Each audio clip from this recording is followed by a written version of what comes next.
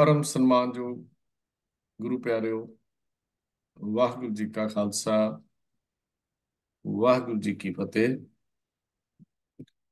Sikh mission college Ludhiana वालों online Gurmat class SMC Gurmat class USA ਵਿੱਚ ਆਪ ਸਾਰਿਆਂ ਨੂੰ ਜੀ ਆਇਆਂ। ਸਾਰਿਆਂ ਦਾ ਸਵਾਗਤ ਹੈ।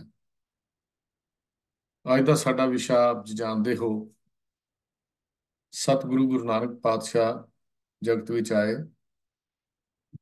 ਇੱਕ ਨਵੇਂ ਤੇ ਨਿਰਮਲ ਪੰਥ ਦੀ ਸਤਿਗੁਰੂ ਜੀ ਨੇ ਨੀਂਹ ਰੱਖੀ।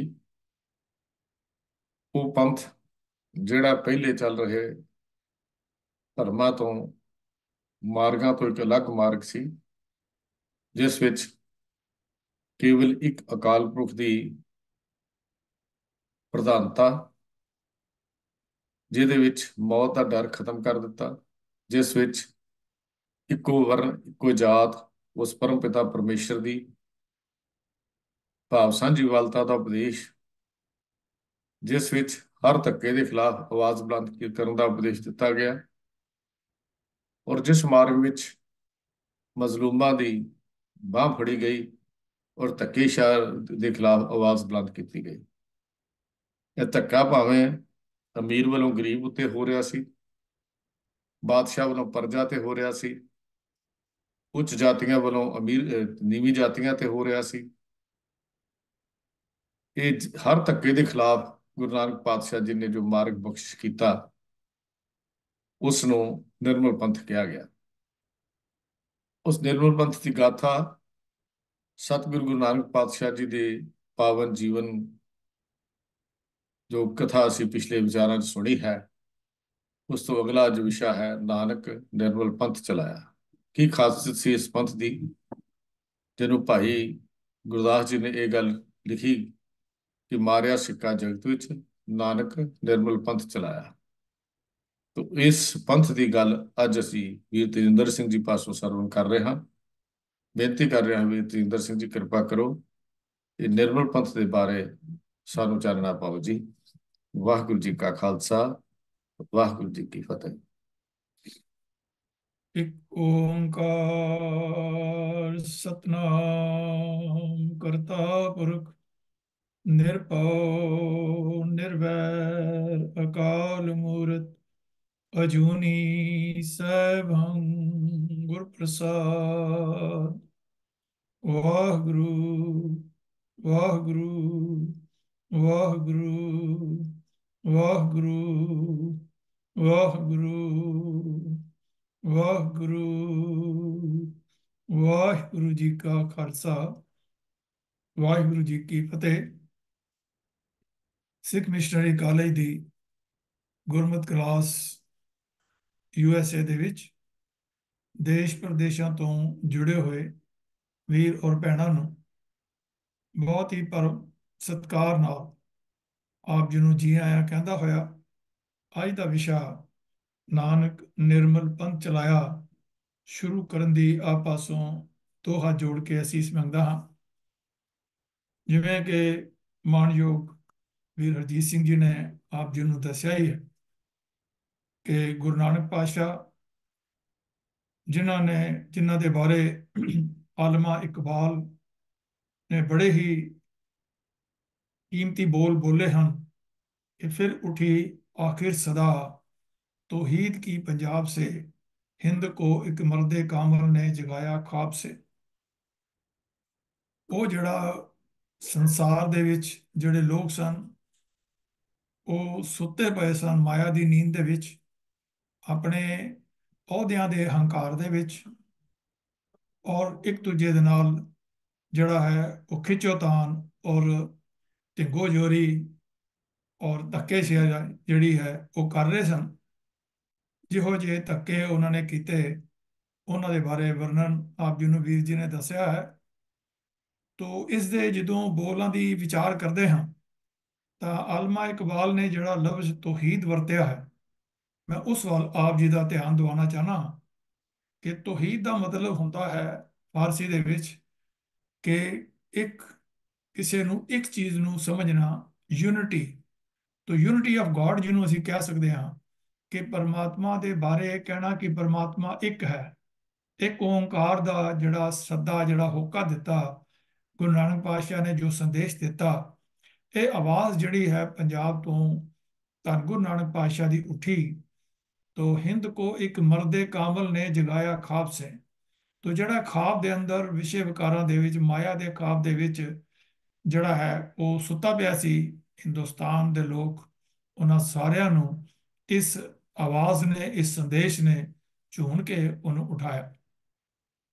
ਤੋ ਅਸੀਂ ਪਿਛਲੇ ਵਿਚਾਰਾਂ ਦੇ ਵਿੱਚ ਆਪ ਜੀ ਦੇ ਨਾਲ ਜੋ ਗੱਲਾਂ ਸਾਂਝੀਆਂ ਕੀਤੀਆਂ ਹਨ, ਉਹਦੇ ਵਿੱਚ ਧੰਨ ਗੁਰੂ ਨਾਨਕ ਪਾਤਸ਼ਾਹ ਦੇ ਜਿਹੜੇ ਧਰਮ ਸਿਧਾਂਤ ਸਨ, ਉਹਨਾਂ ਦੇ ਵਿੱਚ ਸਰਬ ਸਾਂਝੀਵਾਲਤਾ, ਕਿ ਸਾਰੇ ਮਨੁੱਖ ਬਰਾਬਰ ਹਨ, ਇਸਤਰੀ ਜਾਤੀ ਦਾ ਵਿਸ਼ੇਸ਼ ਸਥਾਨ, ਉਹਨਾਂ ਨਾਲ ਧੱਕਾ ਨਾ ਹੋਵੇ, ਜਗਤ ਜਨਨੀ ਹੈ, ਇਸ ਕਰਕੇ ਉਹਦਾ ਵੀ ਯੋਗ ਸਥਾਨ ਜਿਹੜਾ ਹੈ ਗੁਰੂ ਨਾਨਕ ਪਾਤਸ਼ਾਹ ਜੀ ਨੇ ਆਪਣੇ ਵਿਚਾਰਾਂ ਦੇ ਵਿੱਚ ਸਾਨੂੰ ਦੱਸਿਆ, ਧਰਮ ਸਿਧਾਂਤਾਂ ਦੇ ਵਿੱਚ।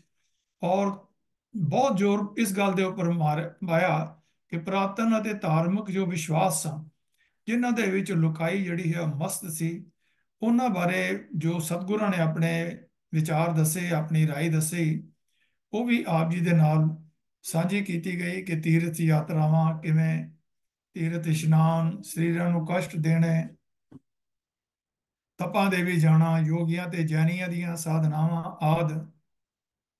ਇੱਥੇ ਤੱਕਨ ਵੀ ਅੱਜ ਮੈਂ ਆਪ ਜੀ ਦੇ ਨਾਲ ਇੱਕ ਗੱਲ ਸਾਂਝੀ ਕਰ ਰਿਹਾ ਹਾਂ, ਸ਼ਾਇਦ ਆਪ ਜੀ ਨੇ ਪਹਿਲਾਂ ਸੁਣੀ ਹੋਵੇ ਤਾਂ ਮੁਬਾਰਕ ਹੈ। ਕਿ ਜਿਹੜੀ ਅਮਰਨਾਥ ਦੀ ਗੁਫਾ ਹੈ, ਉੱਥੇ ਜਿਹੜੇ ਯਾਤਰੀ ਜਾਂਦੇ ਸਨ, ਉੱਥੇ ਉਸ ਸਮੇਂ ਦੇ ਅੰਦਰ, ਗੁਰੂ ਨਾਨਕ ਪਾਤਸ਼ਾਹ ਦੇ ਸਮੇਂ ਦੇ ਅੰਦਰ, ਜਦੋਂ ਉਹ ਆਪਣੀ ਯਾਤਰਾ ਦੇ ਦੌਰਾਨ, ਉਦਾਸੀ ਦੇ ਦੌਰਾਨ ਉੱਥੇ ਪਹੁੰਚੇ, ਤਾਂ ਉੱਥੇ ਇੱਕ ਪ੍ਰਥਾ ਸੀ ਕਿ ਜਿਹੜੇ ਵੀ ਯਾਤਰੀ ਉੱਥੇ ਅਮਰਨਾਥ ਜਾਂਦੇ ਸਨ, ਉਹ ਉਸ ਜਗ੍ਹਾ ਦੇ ਉੱਪਰ, ਜਿਵੇਂ ਬਨਾਰਸ ਦੇ ਵਿੱਚ ਆਰਾ ਬਣਿਆ ਸੀਗਾ, ਤੇ ਉਸ ਆਰੇ ਦੇ ਵਿੱਚ ਆਪਣੇ ਆਪ ਨੂੰ ਚਰਵਾ ਕੇ ਰਹਿਣ ਤੋਂ ਪਹਿਲਾਂ ਆਪਣਾ ਸਾਰਾ ਕੁਝ, ਮਾਲ ਸਵਾਬ, ਸੋਨਾ ਜੋ ਵੀ ਹੁੰਦਾ ਸੀ, ਉਹ ਪੰਡਤਾਂ ਨੂੰ ਦਾਨ ਦੇ ਕਰਕੇ ਤੇ ਉਸ ਆਰੇ ਦੇ ਹੇਠਾਂ ਜਿਹੜੇ ਹਨ ਉਹ ਚਿਰ ਜਾਂਦੇ ਸਨ, ਭਾਵ ਆਪਣੀ ਜਾਨ ਗਵਾ ਦਿੰਦੇ ਸਨ। ਤੋ ਇਸ ਤਰ੍ਹਾਂ ਹੀ ਇੱਥੇ ਅਮਰਨਾਥ ਦੇ ਵਿੱਚ ਵੀ, ਇੱਥੇ ਆ ਕਰਕੇ ਜਿਹੜੇ ਯਾਤਰੀ ਸਨ, ਉਹ ਉੱਥੇ ਦਾਨ ਦੇ ਕਰਕੇ ਪੰਡਤਾਂ ਨੂੰ, ਔਰ ਉੱਥੇ ਬਰਫ਼ ਦੇ ਵਿੱਚ ਨੰਗੇ ਪਿੰਡੇ ਲੇਟ ਕੇ ਤੇ ਉਹ ਤੜਫ ਤੜਫ ਕੇ ਆਪਣੀ ਜਾਨ ਦਿੰਦੇ ਸਨ। ਤੋ ਇਹ ਕਿਹਾ ਜਾਂਦਾ ਸੀਗਾ ਕਿ ਅਮਰਨਾਥ ਦੀ ਗੁਫਾ ਦੇ ਵਿੱਚ ਜਿਹੜੇ ਇਸ ਤਰ੍ਹਾਂ ਤੜਫ ਕੇ ਆਪਣੀ ਜਾਨ ਦੇਣਗੇ, ਉਹਨਾਂ ਨੂੰ ਵੀ ਸਿੱਧਾ ਹੀ ਸਵਰਗ ਪ੍ਰਾਪਤ ਹੋਏਗਾ। ਲੇਕਿਨ ਧੰਨ ਗੁਰੂ ਨਾਨਕ ਪਾਤਸ਼ਾਹ ਉੱਥੇ ਪਹੁੰਚੇ, ਤੇ ਉੱਥੇ ਪਹੁੰਚ ਕੇ ਉਹਨਾਂ ਨੇ ਲੋਕਾਈ ਨੂੰ ਇਹ ਗੱਲ ਸਮਝਾਈ ਕਿ ਇਸ ਤਰ੍ਹਾਂ ਆਪਣੇ ਸਰੀਰ ਨੂੰ ਕਸ਼ਟ ਦੇਣ ਦੇ ਨਾਲ ਪਰਮਾਤਮਾ ਦੀ ਜਿਹੜੀ ਹੈ ਦਰਗਾਹ ਦੇ ਵਿੱਚ ਪ੍ਰਵਾਨਗੀ ਨਹੀਂ ਹੁੰਦੀ, ਇਹ ਜੀਵਨ ਸਫਲ ਨਹੀਂ ਹੁੰਦਾ, ਇਹ ਸਗੋਂ ਜੀਵਨ ਜਿਹੜਾ ਹੈ ਇਹ ਨਸ਼ਟ ਹੋ ਰਿਹਾ ਹੈ। ਤੇ ਤੁਸੀਂ ਆਪਣੇ ਆਪ ਨੂੰ ਇਹੋ ਜਿਹੇ ਜਿਹੜੇ ਰਸਮੋ ਰਿਵਾਜ ਹਨ, ਜਿਹੜੇ ਆਪਣੇ ਸਰੀਰ ਨੂੰ ਕਸ਼ਟ ਦੇਣ ਵਾਲੇ ਜਿਹੜੇ ਕੰਮ ਹਨ, ਕਰਮ ਕਾਂਡ ਹਨ, ਉਹਨਾਂ ਤੋਂ ਆਪਣੇ ਆਪ ਨੂੰ ਬਚਾਓ। ਤੇ ਧੰਨ ਗੁਰੂ ਨਾਨਕ ਪਾਤਸ਼ਾਹ ਦੀ ਗੱਲ ਨੂੰ ਮੰਨਣ ਤੋਂ ਬਾਅਦ ਅੱਜ ਤੱਕ ਵੀ ਉੱਥੇ ਇਹ ਪ੍ਰਥਾ ਜਿਹੜੀ ਹੈ ਉਹ ਬਿਲਕੁਲ ਹੀ ਖਤਮ ਹੋ ਚੁੱਕੀ ਹੈ। ਤੋ ਇਹ ਜੋ ਦੂਸਰੇ ਧਰਮਾਂ ਦੇ ਅੰਧ ਵਿਸ਼ਵਾਸ ਸਨ, ਉਹਨਾਂ ਨੂੰ ਸਤਿਗੁਰੂ ਜੀ ਨੇ ਬੜੀ ਕਰਾਰੀ ਚੋਟ ਜਿਹੜੀ ਹੈ ਉਹ ਮਾਰੀ। ਤੋ ਇਸ ਤੋਂ ਬਾਅਦ ਸਮਾਜਿਕ ਵਿਚਾਰਧਾਰਾ ਵਿੱਚ ਵੀ ਆਪ ਜੀ ਦੇ ਨਾਲ ਸਾਂਝ ਪਾਈ। ਸਾਰੇ ਮਨੁੱਖ ਜਾਤੀ ਬਰਾਬਰ ਹਨ, ਤੇ ਸਾਰਿਆਂ ਨੂੰ ਇੱਕ ਲੰਗਰ ਦੇ ਅੰਦਰ, ਸਰੋਵਰਾਂ ਦੇ ਅੰਦਰ ਜਿਹੜੇ ਇਕੱਠੇ ਬੈਠ ਕਰਕੇ ਸਾਂਝੇ, ਸਭੇ ਸਾਂਝੀ ਵਾਲ ਸਦਾਇਣ ਤੋਂ ਕਿਸ ਨਾ ਦਿਸੇ ਬਾਹਰਾ, ਜਿਉ ਦਾ ਉਪਦੇਸ਼ ਸਤਿਗੁਰੂ ਜੀ ਨੇ ਸਿਧਾਂਤਾਂ ਵਿੱਚ ਦਿੱਤਾ। ਨਿਰਭਉ ਤੇ ਨਿਰਵੈਰਤਾ ਦਾ ਉਪਦੇਸ਼ ਸਤਿਗੁਰਾਂ ਨੇ ਦਿੱਤਾ। ਫਿਰ ਰਿਸ਼ਵਤ ਕਰਨੀ, ਵਢੀ ਲੈ ਕੇ ਹੱਕ ਗਵਾਉਣ ਦੇ ਬਾਰੇ ਵੀ ਧੰਨ ਗੁਰੂ ਨਾਨਕ ਪਾਤਸ਼ਾਹ ਦੇ ਵਿਚਾਰ ਆਪ ਜੀ ਦੇ ਨਾਲ ਸਾਂਝੇ ਕੀਤੇ ਹਨ। ਔਰ ਇਸਤਰੀ ਪੁਰਖਾਂ ਦੇ ਆਪਸ ਵਿੱਚ ਜੋ ਸਬੰਧ ਹਨ, ਬੈਲੈਂਸ ਆਫ ਜਿਹੜੀ ਅੰਡਰਸਟੈਂਡਿੰਗ ਹੈ, ਉਸ ਦੇ ਬਾਰੇ ਵੀ ਆਪ ਜੀ ਦੇ ਨਾਲ ਵਿਚਾਰ ਜਿਹੜੇ ਹਨ ਉਹ ਸਾਂਝੇ ਕੀਤੇ ਹਨ। ਔਰ ਵੱਡੀ ਲੈਣ ਦੀ ਗੱਲ ਹੈ, ਜਿਹੜੀ ਇੱਕ ਦੂਜੇ ਕੋਲ ਰਿਸ਼ਵਤ ਲੈ ਕਰਕੇ ਜਿਹੜਾ ਹੱਕ ਸੱਚ ਹੈ ਉਸ ਨੂੰ ਨਾ ਦੇਣਾ, ਤੇ ਜਿਹਦਾ ਹੱਕ ਨਹੀਂ ਬਣਦਾ ਉਹਦੇ ਕੋਲੋਂ ਵੱਡੀ ਲੈ ਕੇ ਉਸ ਨੂੰ ਉਹ ਹੱਕ ਦੇ ਦੇਣਾ। ਤੋ ਇਹ ਸਾਰੀ ਚੀਜ਼ਾਂ ਦਾ ਵਿਚਾਰ ਆਪ ਜੀ ਦੇ ਨਾਲ ਮੈਂ ਪਿਛਲੇ ਜਿਹੜੇ ਲੈਕਚਰ ਹਨ ਉਹਨਾਂ 'ਚ ਕੀਤਾ ਹੈ। ਸਾਧ ਸੰਗਤ ਤੇ ਸੇਵਾ ਦਾ ਵੀ ਜਿਹੜੀ ਮਹੱਤਤਾ ਧੰਨ ਗੁਰੂ ਨਾਨਕ ਪਾਤਸ਼ਾਹ ਨੇ ਦੱਸੀ ਹੈ, ਉਸ ਨੂੰ ਵੀ ਅਸੀਂ ਵਾਚਿਆ ਕਿ ਵਿੱਚ ਦੁਨੀਆ ਸੇਵ ਕਮਾਈ ਹੈ, ਤਾਂ ਦਰਗਾਹ ਬੈਸਣ ਪਾਈਏ। ਤੇ ਫਿਰ ਇਹ ਗੱਲ ਕਹੀ ਕਿ ਨਿਰਾ ਵੇਲੜਾਂ ਦਾ ਇਹ ਪੰਥ ਨਹੀਂ ਹੈ, ਹਾਲ ਕਮਾਈ ਕਰਨ ਵਾਲਿਆਂ ਦਾ, ਕਿਰਤ ਕਰਨ ਵਾਲਿਆਂ ਦਾ, ਨਾਮ ਜਪਣ ਵਾਲਿਆਂ ਦਾ ਧਰਮ ਦੀ ਕਿਰਤ ਕਰਨ ਵਾਲਿਆਂ ਦਾ ਤੇ ਵੰਡ ਕੇ ਛਕਣ ਵਾਲਿਆਂ ਦਾ ਧਰਮ ਹੈ। ਇਹ ਸੁਨਹਿਰੀ ਸਿਧਾਂਤ ਵੀ ਧੰਨ ਗੁਰੂ ਨਾਨਕ ਪਾਤਸ਼ਾਹ ਜੀ ਨੇ ਸਾਨੂੰ ਬਖਸ਼ਿਸ਼ ਕੀਤੇ। ਔਰ ਸਾਰੰਗ ਕੀ ਰਾਗ ਦੇ ਰਵਾਰ ਦੇ ਵਿੱਚ ਜੋ ਫਰਮਾਇਆ, ਕਾਲ ਖਾਏ ਕਿ ਝੱਥੋਂ ਦੇ, ਨਾਨਕ ਰਾਹ ਪਛਾਣੇ ਸੇ, ਕਿ ਧੰਨ ਗੁਰੂ ਨਾਨਕ ਪਾਤਸ਼ਾਹ ਦੀ ਵਿਚਾਰਧਾਰਾ ਨੂੰ ਮੰਨਣ ਵਾਲਾ, ਇਸ ਰਸਤੇ ਤੇ ਦੱਸੇ ਹੋਏ ਤੇ ਤੁਰਨ ਵਾਲਾ ਉਹੀ ਵਿਅਕਤੀ ਹੋ ਸਕਦਾ ਹੈ ਜਿਹੜਾ ਆਪਣੇ ਪਸੀਨੇ ਦੀ ਕਮਾਈ ਦੇ ਨਾਲ ਆਪ ਆਪ ਖਾਵੇ ਤੇ ਫਿਰ ਉਹਦੇ ਨਾਲ ਦੂਜਿਆਂ ਨਾਲ ਵੀ ਉਹ ਵੰਡ ਕੇ ਖਾਏ। ਤੋਂ ਇਹੋ ਜੀ ਪ੍ਰਥਾ ਜਿਹੜੀ ਹੈ ਉਹ ਧੰਨ ਗੁਰੂ ਨਾਨਕ ਪਾਤਸ਼ਾਹ ਨੇ ਆਪਣੇ ਸਿਧਾਂਤਾਂ ਦੇ ਵਿੱਚ ਸਾਨੂੰ ਬਖਸ਼ਿਸ਼ ਕੀਤੀ ਹੈ। ਤੋ ਰਾਜਨੀਤਿਕ ਵਿਚਾਰਾਂ ਬਾਰੇ ਵੀ ਆਪ ਜੀ ਦੇ ਨਾਲ ਇਹਨਾਂ ਗੱਲਾਂ ਦੀ ਅਸੀਂ ਥੋੜੀ ਜੀ ਵਿਚਾਰ ਆਈ ਸਾਂਝੀ ਕਰਕੇ ਫਿਰ ਇਸ ਤੋਂ ਬਾਅਦ ਜਿਹੜੀ ਗੱਲ ਨਾਨਕ ਨਿਰਮਲ ਪੰਥ ਚਲਾਇਆ ਹੈ ਉਸ ਬਾਰੇ ਆਪ ਜੀ ਦੇ ਨਾਲ ਸਾਂਝੀ ਕਰਾਂਗੇ, ਤਾਂ ਕਿ ਰੀਕੈਪਚੁਲੇਟ ਹੋ ਜਾਏ ਕਿ ਧੰਨ ਗੁਰੂ ਨਾਨਕ ਪਾਤਸ਼ਾਹ ਦੇ ਸਿਧਾਂਤ ਸਾਨੂੰ ਕਿਸ ਤਰ੍ਹਾਂ ਦੀ ਅਗਵਾਈ ਬਖਸ਼ਿਸ਼ ਕਰਦੇ ਹਨ। ਸਤਿਗੁਰੂ ਜੀ ਨੇ ਰਾਜਨੀਤਿਕ ਵਿਚਾਰਧਾਰਾ ਬਾਰੇ ਇਹ ਫਰਮਾਇਆ ਕਿ ਚੰਗੇ ਰਾਜ ਜਾਂ ਸਹੀ ਕਿਸਮ ਦੀ ਰਾਜ ਪ੍ਰਣਾਲੀ ਉਹੀ ਹੋ ਸਕਦੀ ਹੈ ਜਿਹੜੀ ਆਪਣੇ ਲੋਕਾਂ ਨੂੰ, ਜਨਤਾ ਦੀ ਭਲਾਈ ਅਤੇ ਸੁੱਖਾਂ ਦਾ ਖਿਆਲ ਰੱਖੇ। ਪਰ ਇਤਿਹਾਸ ਇਸ ਗੱਲ ਦੀ ਗਵਾਹੀ ਭਰਦਾ ਹੈ ਕਿ ਰਾਜ ਸ਼ਕਤੀ ਵਿੱਚ ਮਸਤ ਰਾਜੇ ਆਪਣੇ ਲਈ, ਆਪਣੇ ਪਰਿਵਾਰ ਲਈ ਜਾਂ ਕੁਝ ਪਿੱਠੂਆਂ ਦੀ ਭਲਾਈ ਲਈ ਤਾਂ ਬਹੁਤ ਕੁਝ ਕਰਦੇ ਰਹੇ ਹਨ, ਪਰ ਆਪਣੀ ਪ੍ਰਜਾ ਦੀ ਭਲਾਈ ਵੱਲ ਉਹਨਾਂ ਨੇ ਘੱਟ ਹੀ ਧਿਆਨ ਦਿੱਤਾ ਹੈ। ਰਾਜੇ ਆਪਣੇ ਲਈ ਸੁੱਖਾਂ ਅਤੇ ਐਸ਼ ਇਸ਼ਰਤਾਂ ਦੇ ਸਾਧਨ ਇਕੱਤਰ ਕਰਨ ਵਿੱਚ ਰੁੱਝੇ ਰਹਿੰਦੇ ਸਨ, ਜਿਸ ਦਾ ਰਿਜ਼ਲਟ ਇਹ ਹੋਇਆ ਕਿ ਜਨਤਾ ਵਿੱਚ ਗਰੀਬੀ, ਭੁੱਖ ਅਤੇ ਬਿਮਾਰੀਆਂ ਫੈਲਦੀਆਂ ਰਹੀਆਂ ਹਨ। ਅੱਜ ਦੇ ਸਮੇਂ ਵਿੱਚ ਵੀ ਜਿਹੜੀ ਰਾਜਨੀਤਿਕ ਪਾਰਟੀ ਦਾ ਰਾਜ ਸਥਾਪਿਤ ਹੋ ਜਾਂਦਾ ਹੈ, ਉਹ ਹਰ ਹੀਲੇ ਲੋਕਾਂ ਉੱਤੇ ਆਪਣੀ ਰਾਜਸੀ ਵਿਚਾਰਧਾਰਾ ਢੋਸਣ ਦਾ ਯਤਨ ਕਰਦੀ ਹੈ। ਪਰ ਅਜੋਕੇ ਸਮੇਂ ਅੰਦਰ ਵੀ ਐਸਾ ਹੀ ਕੁਝ ਸਾਡੇ ਆਲੇ ਦੁਆਲੇ ਹੋ ਰਿਹਾ। ਵਿਰੋਧੀਆਂ ਦੇ ਖਾਤਮੇ ਲਈ ਵੀ ਚਾਲਾਂ ਚੱਲਦੀ ਹੈ। ਲੋਕਾਂ ਨੂੰ ਉਹਨਾਂ ਦੀ ਭਲਾਈ ਦੇ ਭਰਮ ਵਿੱਚ ਪਾ ਕੇ ਆਪਣੇ ਰਾਜ ਦੀਆਂ ਜੜ੍ਹਾਂ ਨੂੰ ਪੱਕਾ ਕਰਦੀ ਹੈ। ਇਹ ਤਾਂ ਹੈ ਆਪਣੇ ਆਪ ਨੂੰ ਲੋਕਤੰਤਰੀ ਸੰਸਕਾਰਾਂ ਆਖਣ ਵਾਲੀਆਂ ਜਿਹੜੀਆਂ ਰਾਜਸੀ ਪਾਰਟੀਆਂ ਹਨ। ਜਿੱਥੇ ਡਿਕਟੇਟਰਸ਼ਿਪ ਤਾਨਾਸ਼ਾਹ ਰਾਜ ਕਰ ਰਹੇ ਹਨ ਜਾਂ ਕਮਿਊਨਿਸਟ ਸਰਕਾਰਾਂ ਹਨ, ਉੱਥੇ ਵਿਰੋਧੀ ਪਾਰਟੀਆਂ ਤਾਂ ਹੁੰਦੀ ਹੀ ਨਹੀਂ। ਅਜਿਹੇ ਸਰਕਾਰਾਂ ਰਾਜ ਪ੍ਰਾਪਤ ਕਰਦਿਆਂ ਸਾਰ ਹੀ ਵਿਰੋਧੀਆਂ ਦਾ ਸਫਾਇਆ ਕਰ ਦਿੰਦੀਆਂ ਹਨ, ਲੋਕਾਂ ਅੰਦਰ ਡਰ ਸਹਿਮ ਪੈਦਾ ਕਰਕੇ ਰਾਜ ਕਰਦੀਆਂ ਹਨ।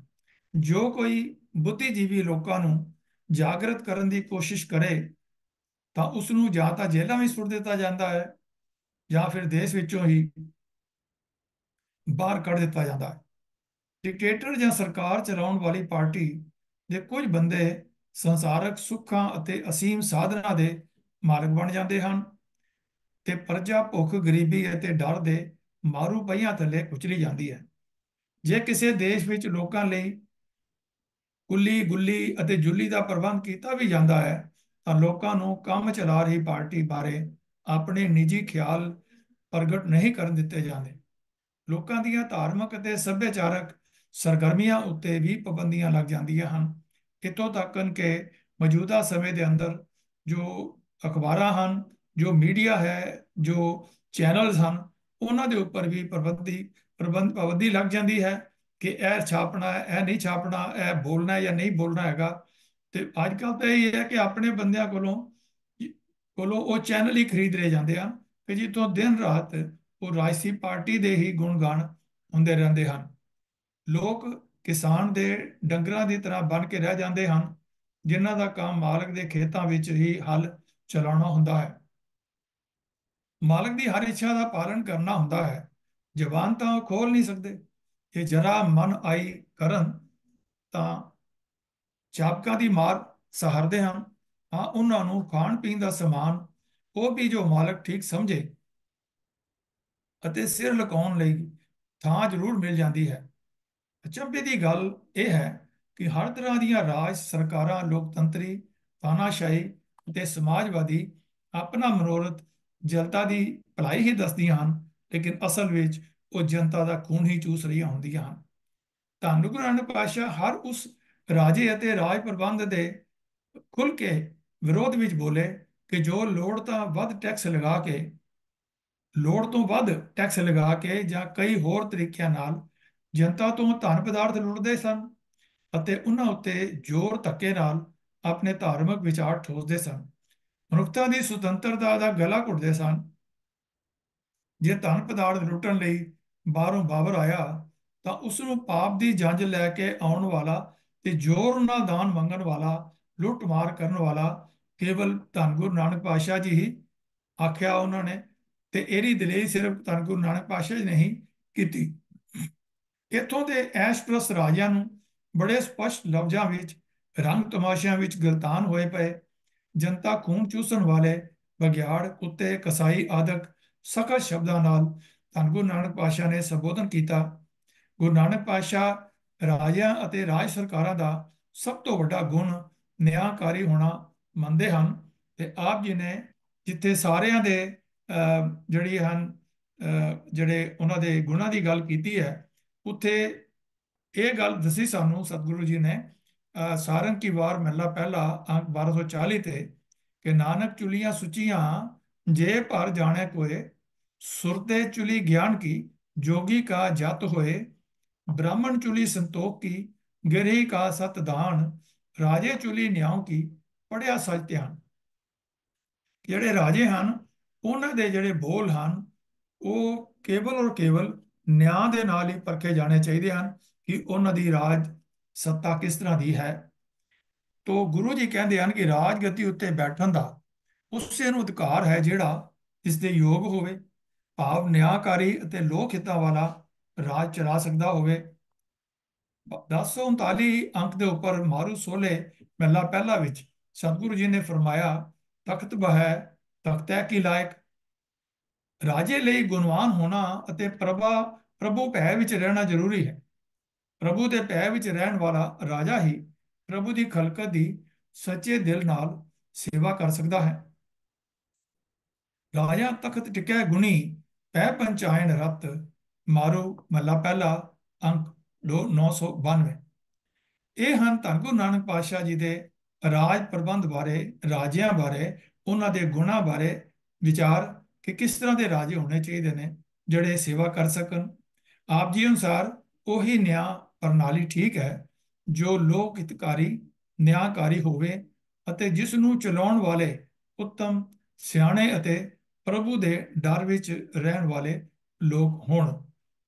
ਤੋ ਆਓ ਇਹ ਜੋ ਬੈਕਗਰਾਉਂਡ ਆਪ ਜੀ ਦੇ ਨਾਲ ਮੈਂ ਸਾਂਝੀ ਕੀਤੀ ਹੈ, ਤੋ ਇਸ ਬੈਕਗਰਾਉਂਡ ਦੇ ਵਿੱਚ ਜੋ ਵਿਚਾਰ ਸਿਧਾਂਤ ਸਤਿਗੁਰੂ ਜੀ ਨੇ ਸਾਨੂੰ ਬਖਸ਼ਿਸ਼ ਕੀਤੇ, ਧਰਮ ਸਿਧਾਂਤ ਜਿਹੜੇ ਕਿ ਜੋ ਸਿੱਖ ਪੰਥ ਹੈ ਉਸ ਦੇ ਨੀਂਹ ਦੇ ਵਿੱਚ ਆ, ਕਿ ਉਸ ਨੀਂਹ ਜੋ ਸਤਿਗੁਰੂ ਜੀ ਨੇ ਰੱਖੀ ਤੇ ਉਸ ਨੀਂਹ ਦੇ ਵਿੱਚ ਇਹ ਸਿਧਾਂਤ ਸਨ, ਧਰਮ ਦੇ ਸਿਧਾਂਤ। ਤੋਂ ਪਿਛਲੇ ਜਿਹੜੀ ਵਿਚਾਰਾਂ ਹਨ ਇਹਨਾਂ ਤੋਂ, ਧੰਨ ਗੁਰੂ ਨਾਨਕ ਪਾਤਸ਼ਾਹ ਦੇ ਸਿਧਾਂਤਾਂ ਤੋਂ ਇਹ ਗੱਲ ਸਪਸ਼ਟ ਹੋ ਜਾਂਦੀ ਹੈ ਕਿ ਜਿਹੜੀ ਵਿਚਾਰਧਾਰਾ ਗੁਰੂ ਨਾਨਕ ਪਾਤਸ਼ਾਹ ਨੇ ਸੰਸਾਰ ਨੂੰ ਬਖਸ਼ਿਸ਼ ਕੀਤੀ, ਉਸ ਦਾ ਮਨੋਰਥ ਮਨੁੱਖ ਨੂੰ ਇੱਕ ਸੁਚੱਜੀ ਜੀਵਨ ਜਾਚ ਸਿਖਾਉਣਾ ਸੀ। ਸਤਿਗੁਰਾਂ ਨੇ ਧਰਮ ਨੂੰ ਬੇਲੋੜੇ ਕਰਮ ਕਾਂਡਾਂ ਦੀ ਕੈਦ ਤੋਂ ਮੁਕਤ ਕਰਕੇ ਦਰਸ਼ਨ ਫਲਸਫੇ ਦੀ ਗੁੰਝਲਾਂ ਵਿੱਚੋਂ ਕੱਢ ਕੇ ਸਿੱਧਾ ਸਪਸ਼ਟ ਜੀਵਨ ਮਾਰਗ ਬਣਾ ਦਿੱਤਾ। ਆਪਣੀ ਮੌਲਕ ਅਤੇ ਅਦੁੱਤੀ ਵਿਚਾਰਧਾਰਾ ਦੇ ਪ੍ਰਚਾਰ ਲਈ ਸਤਿਗੁਰੂ ਜੀ ਨੇ ਲੰਮੇ ਲੰਮੇ ਪ੍ਰਚਾਰ ਸਫ਼ਰ, ਜਿਹਨੂੰ ਉਦਾਸੀਆਂ ਕਹਿੰਦੇ ਹਨ, ਉਹ ਕੀਤੇ। ਇਤਿਹਾਸਕਾਰਾਂ ਨੇ ਲਿਖਿਆ ਹੈ ਕਿ ਤਕਰੀਬਨ 30 ਤੋਂ 35 ਹਜ਼ਾਰ ਕਿਲੋਮੀਟਰ ਦਾ ਸਫ਼ਰ ਧੰਨ ਗੁਰੂ ਨਾਨਕ ਪਾਤਸ਼ਾਹ ਜੀ ਨੇ ਕੀਤਾ। ਹਿੰਦੁਸਤਾਨ ਦੇ ਸਾਰੇ ਹੀ ਇਲਾਕਿਆਂ ਦਾ, ਉੱਤਰ, ਪੱਛਮ, ਦੱਖਣ ਇਲਾਕਿਆਂ ਦੇ ਅੰਦਰ, ਪੂਰਬ, ਸਭ ਪਾਸੇ ਜਾ ਕਰਕੇ ਸਤਿਗੁਰੂ ਜੀ ਨੇ ਉਹ ਜੋ ਸੱਚ ਨਿਆਂ ਦੀ ਸਦਾ ਸੀ, ਜੋ ਇੱਕ ਓਂਕਾਰ ਦੀ ਆਵਾਜ਼ ਸੀ, ਉਸ ਨੂੰ ਸਾਰੇ ਹਿੰਦੁਸਤਾਨ ਦੇ ਵਿੱਚ ਫੈਲਾਇਆ। ਔਰ ਇਹਦੇ ਨਾਲ ਇਹੀ ਕੀਤਾ ਕਿ ਜਿਹੜੇ ਜਿਹੜੇ ਉਸ ਸਮੇਂ ਦੇ, ਇਹ ਗੁਰੂ ਨਾਨਕ ਪਾਤਸ਼ਾਹ ਨੇ ਪ੍ਰਚਾਰ ਦੀ ਸਟ੍ਰੈਟਜੀ ਬਣਾਈ ਕਿ ਹਰ ਇੱਕ ਲੋਕ ਨੂੰ ਜਾ ਕਰਕੇ ਇਹ ਸੁਨੇਹਾ ਬੂਹਾ ਖੜਕਾ ਕੇ ਦੇਣਾ ਤੇ ਜਿਹੜਾ ਹੈ ਉਹ ਚਾਹੀਦਾ ਹੀ ਹੈ। ਲੇਕਿਨ ਜੇਕਰ ਜਿਹੜੇ ਧਰਮ ਦੇ ਠੇਕੇਦਾਰ ਹਨ, ਭਾਵੇਂ ਉਹ ਇਸਲਾਮ ਵਾਲੇ ਹਨ, ਭਾਵੇਂ ਉਹ ਜੋਗੀ ਹਨ, ਭਾਵੇਂ ਸਿੱਧ ਹਨ, ਭਾਵੇਂ ਬ੍ਰਾਹਮਣ ਹਨ ਤੇ ਭਾਵੇਂ ਮੌਲਾਣੇ ਹਨ, ਉਹਨਾਂ ਦੇ ਨਾਲ ਅਗਰ ਬੈਠ ਕਰਕੇ ਉਹਨਾਂ ਨੂੰ ਸਮਝਾਇਆ ਜਾਏ ਤਾਂ ਉਹ ਆਪਣੇ ਪੈਰਕਾਰਾਂ ਨੂੰ ਸਹਿਜੇ ਹੀ ਇਸ ਵਿਚਾਰਧਾਰਾ ਦੇ ਨਾਲ ਜੋੜ ਸਕਦੇ ਹਨ। ਤੋ ਇਸ ਲਈ ਇਹ ਜੋ ਸਤਿਗੁਰੂ ਜੀ ਨੇ ਇਹ ਕਠਨ, ਜਿਹਨੂੰ ਭਾਈ ਗੁਰਦਾਸ ਜੀ ਨੇ ਕਿਹਾ ਹੈ ਕਿ ਬਾਬਾ ਦੇਖ ਕੇ ਧਿਆਨ ਧਰ, ਜਲਤੀ ਸਭ ਪ੍ਰਿਥਵੀ ਦਿਸ ਆਈ, ਬਾਜ ਗੁਰੂ ਗੁਬਾਰ ਹੈ, ਹੈ ਕਰਦੀ ਸੁਣੀ ਲੁਕਾਈ, ਬਾਬੇ ਭੇਖ ਬਣਾਇਆ, ਉਦਾਸੀ ਕੀ ਰੀਤ ਚਲਾਈ, ਚੜਿਆ ਸੋਧਨ ਧਰਤ ਲੁਕਾਈ। ਔਰ ਇਹ ਧਰਤੀ ਨੂੰ ਸਾਧਨ ਵਾ ਸੋਧਨ ਵਾਸਤੇ, ਸਮਝਾਉਣ ਵਾਸਤੇ ਚੱਲੇ। ਤੇ ਇਹ ਪੈਂਡਾ ਕੋਈ ਸੌਖਾ ਨਹੀਂ ਸੀ ਕਿ ਜਿਵੇਂ ਅੱਜ ਕੱਲ ਬਾਈ 에ਅਰ ਚਲੇ ਜਾਂਦੇ ਆ, ਜਾਂ ਬੜੀਆਂ ਅੱਛੀਆਂ ਟ੍ਰੇਨਾਂ ਨੇ, ਬੱਸਾਂ ਨੇ, ਜਾਂ ਆਪਣੇ ਵਹੀਕਲ ਨਾਲ ਚਲੇ ਜਾਂਦੇ ਆ। ਉਸ ਵੇਲੇ ਤਾਂ ਬਹੁਤ ਮੁਸ਼ਕਲ ਸੀ ਇਹ ਸਾਧਨ। ਕੋਈ ਸੜਕਾਂ ਨਹੀਂ ਸਨ, ਕੋਈ ਨਗਰ ਸ਼ਹਿਰ ਵੀ ਕਿਤੇ ਕਿਤੇ ਕੋਈ ਬਹੁਤ ਦੂਰ ਤੇ ਹੁੰਦਾ ਸੀ।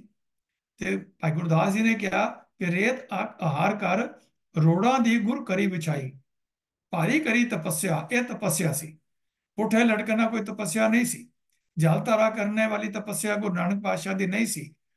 ਹੋਰ ਕਰਮ ਕਾਂਡ ਕਰੇ ਆਰੇ ਨਾਲ ਆਪਣੇ ਆਪ ਨੂੰ ਚਿਰਵਾ ਲੈਣਾ, ਜਾਂ ਅਮਰਨਾਥ ਦੇ ਸਥਾਨ ਤੇ ਬਰਫ਼ ਤੇ ਲੇਟ ਕੇ ਨੰਗੇ ਪਿੰਡੇ ਤੜਫ ਤੜਫ ਕੇ ਜਾਨ ਦੇਣ ਵਾਲਾ ਇਹ ਤਪ ਗੁਰੂ ਨਾਨਕ ਪਾਤਸ਼ਾਹ ਦਾ ਨਹੀਂ ਸੀ।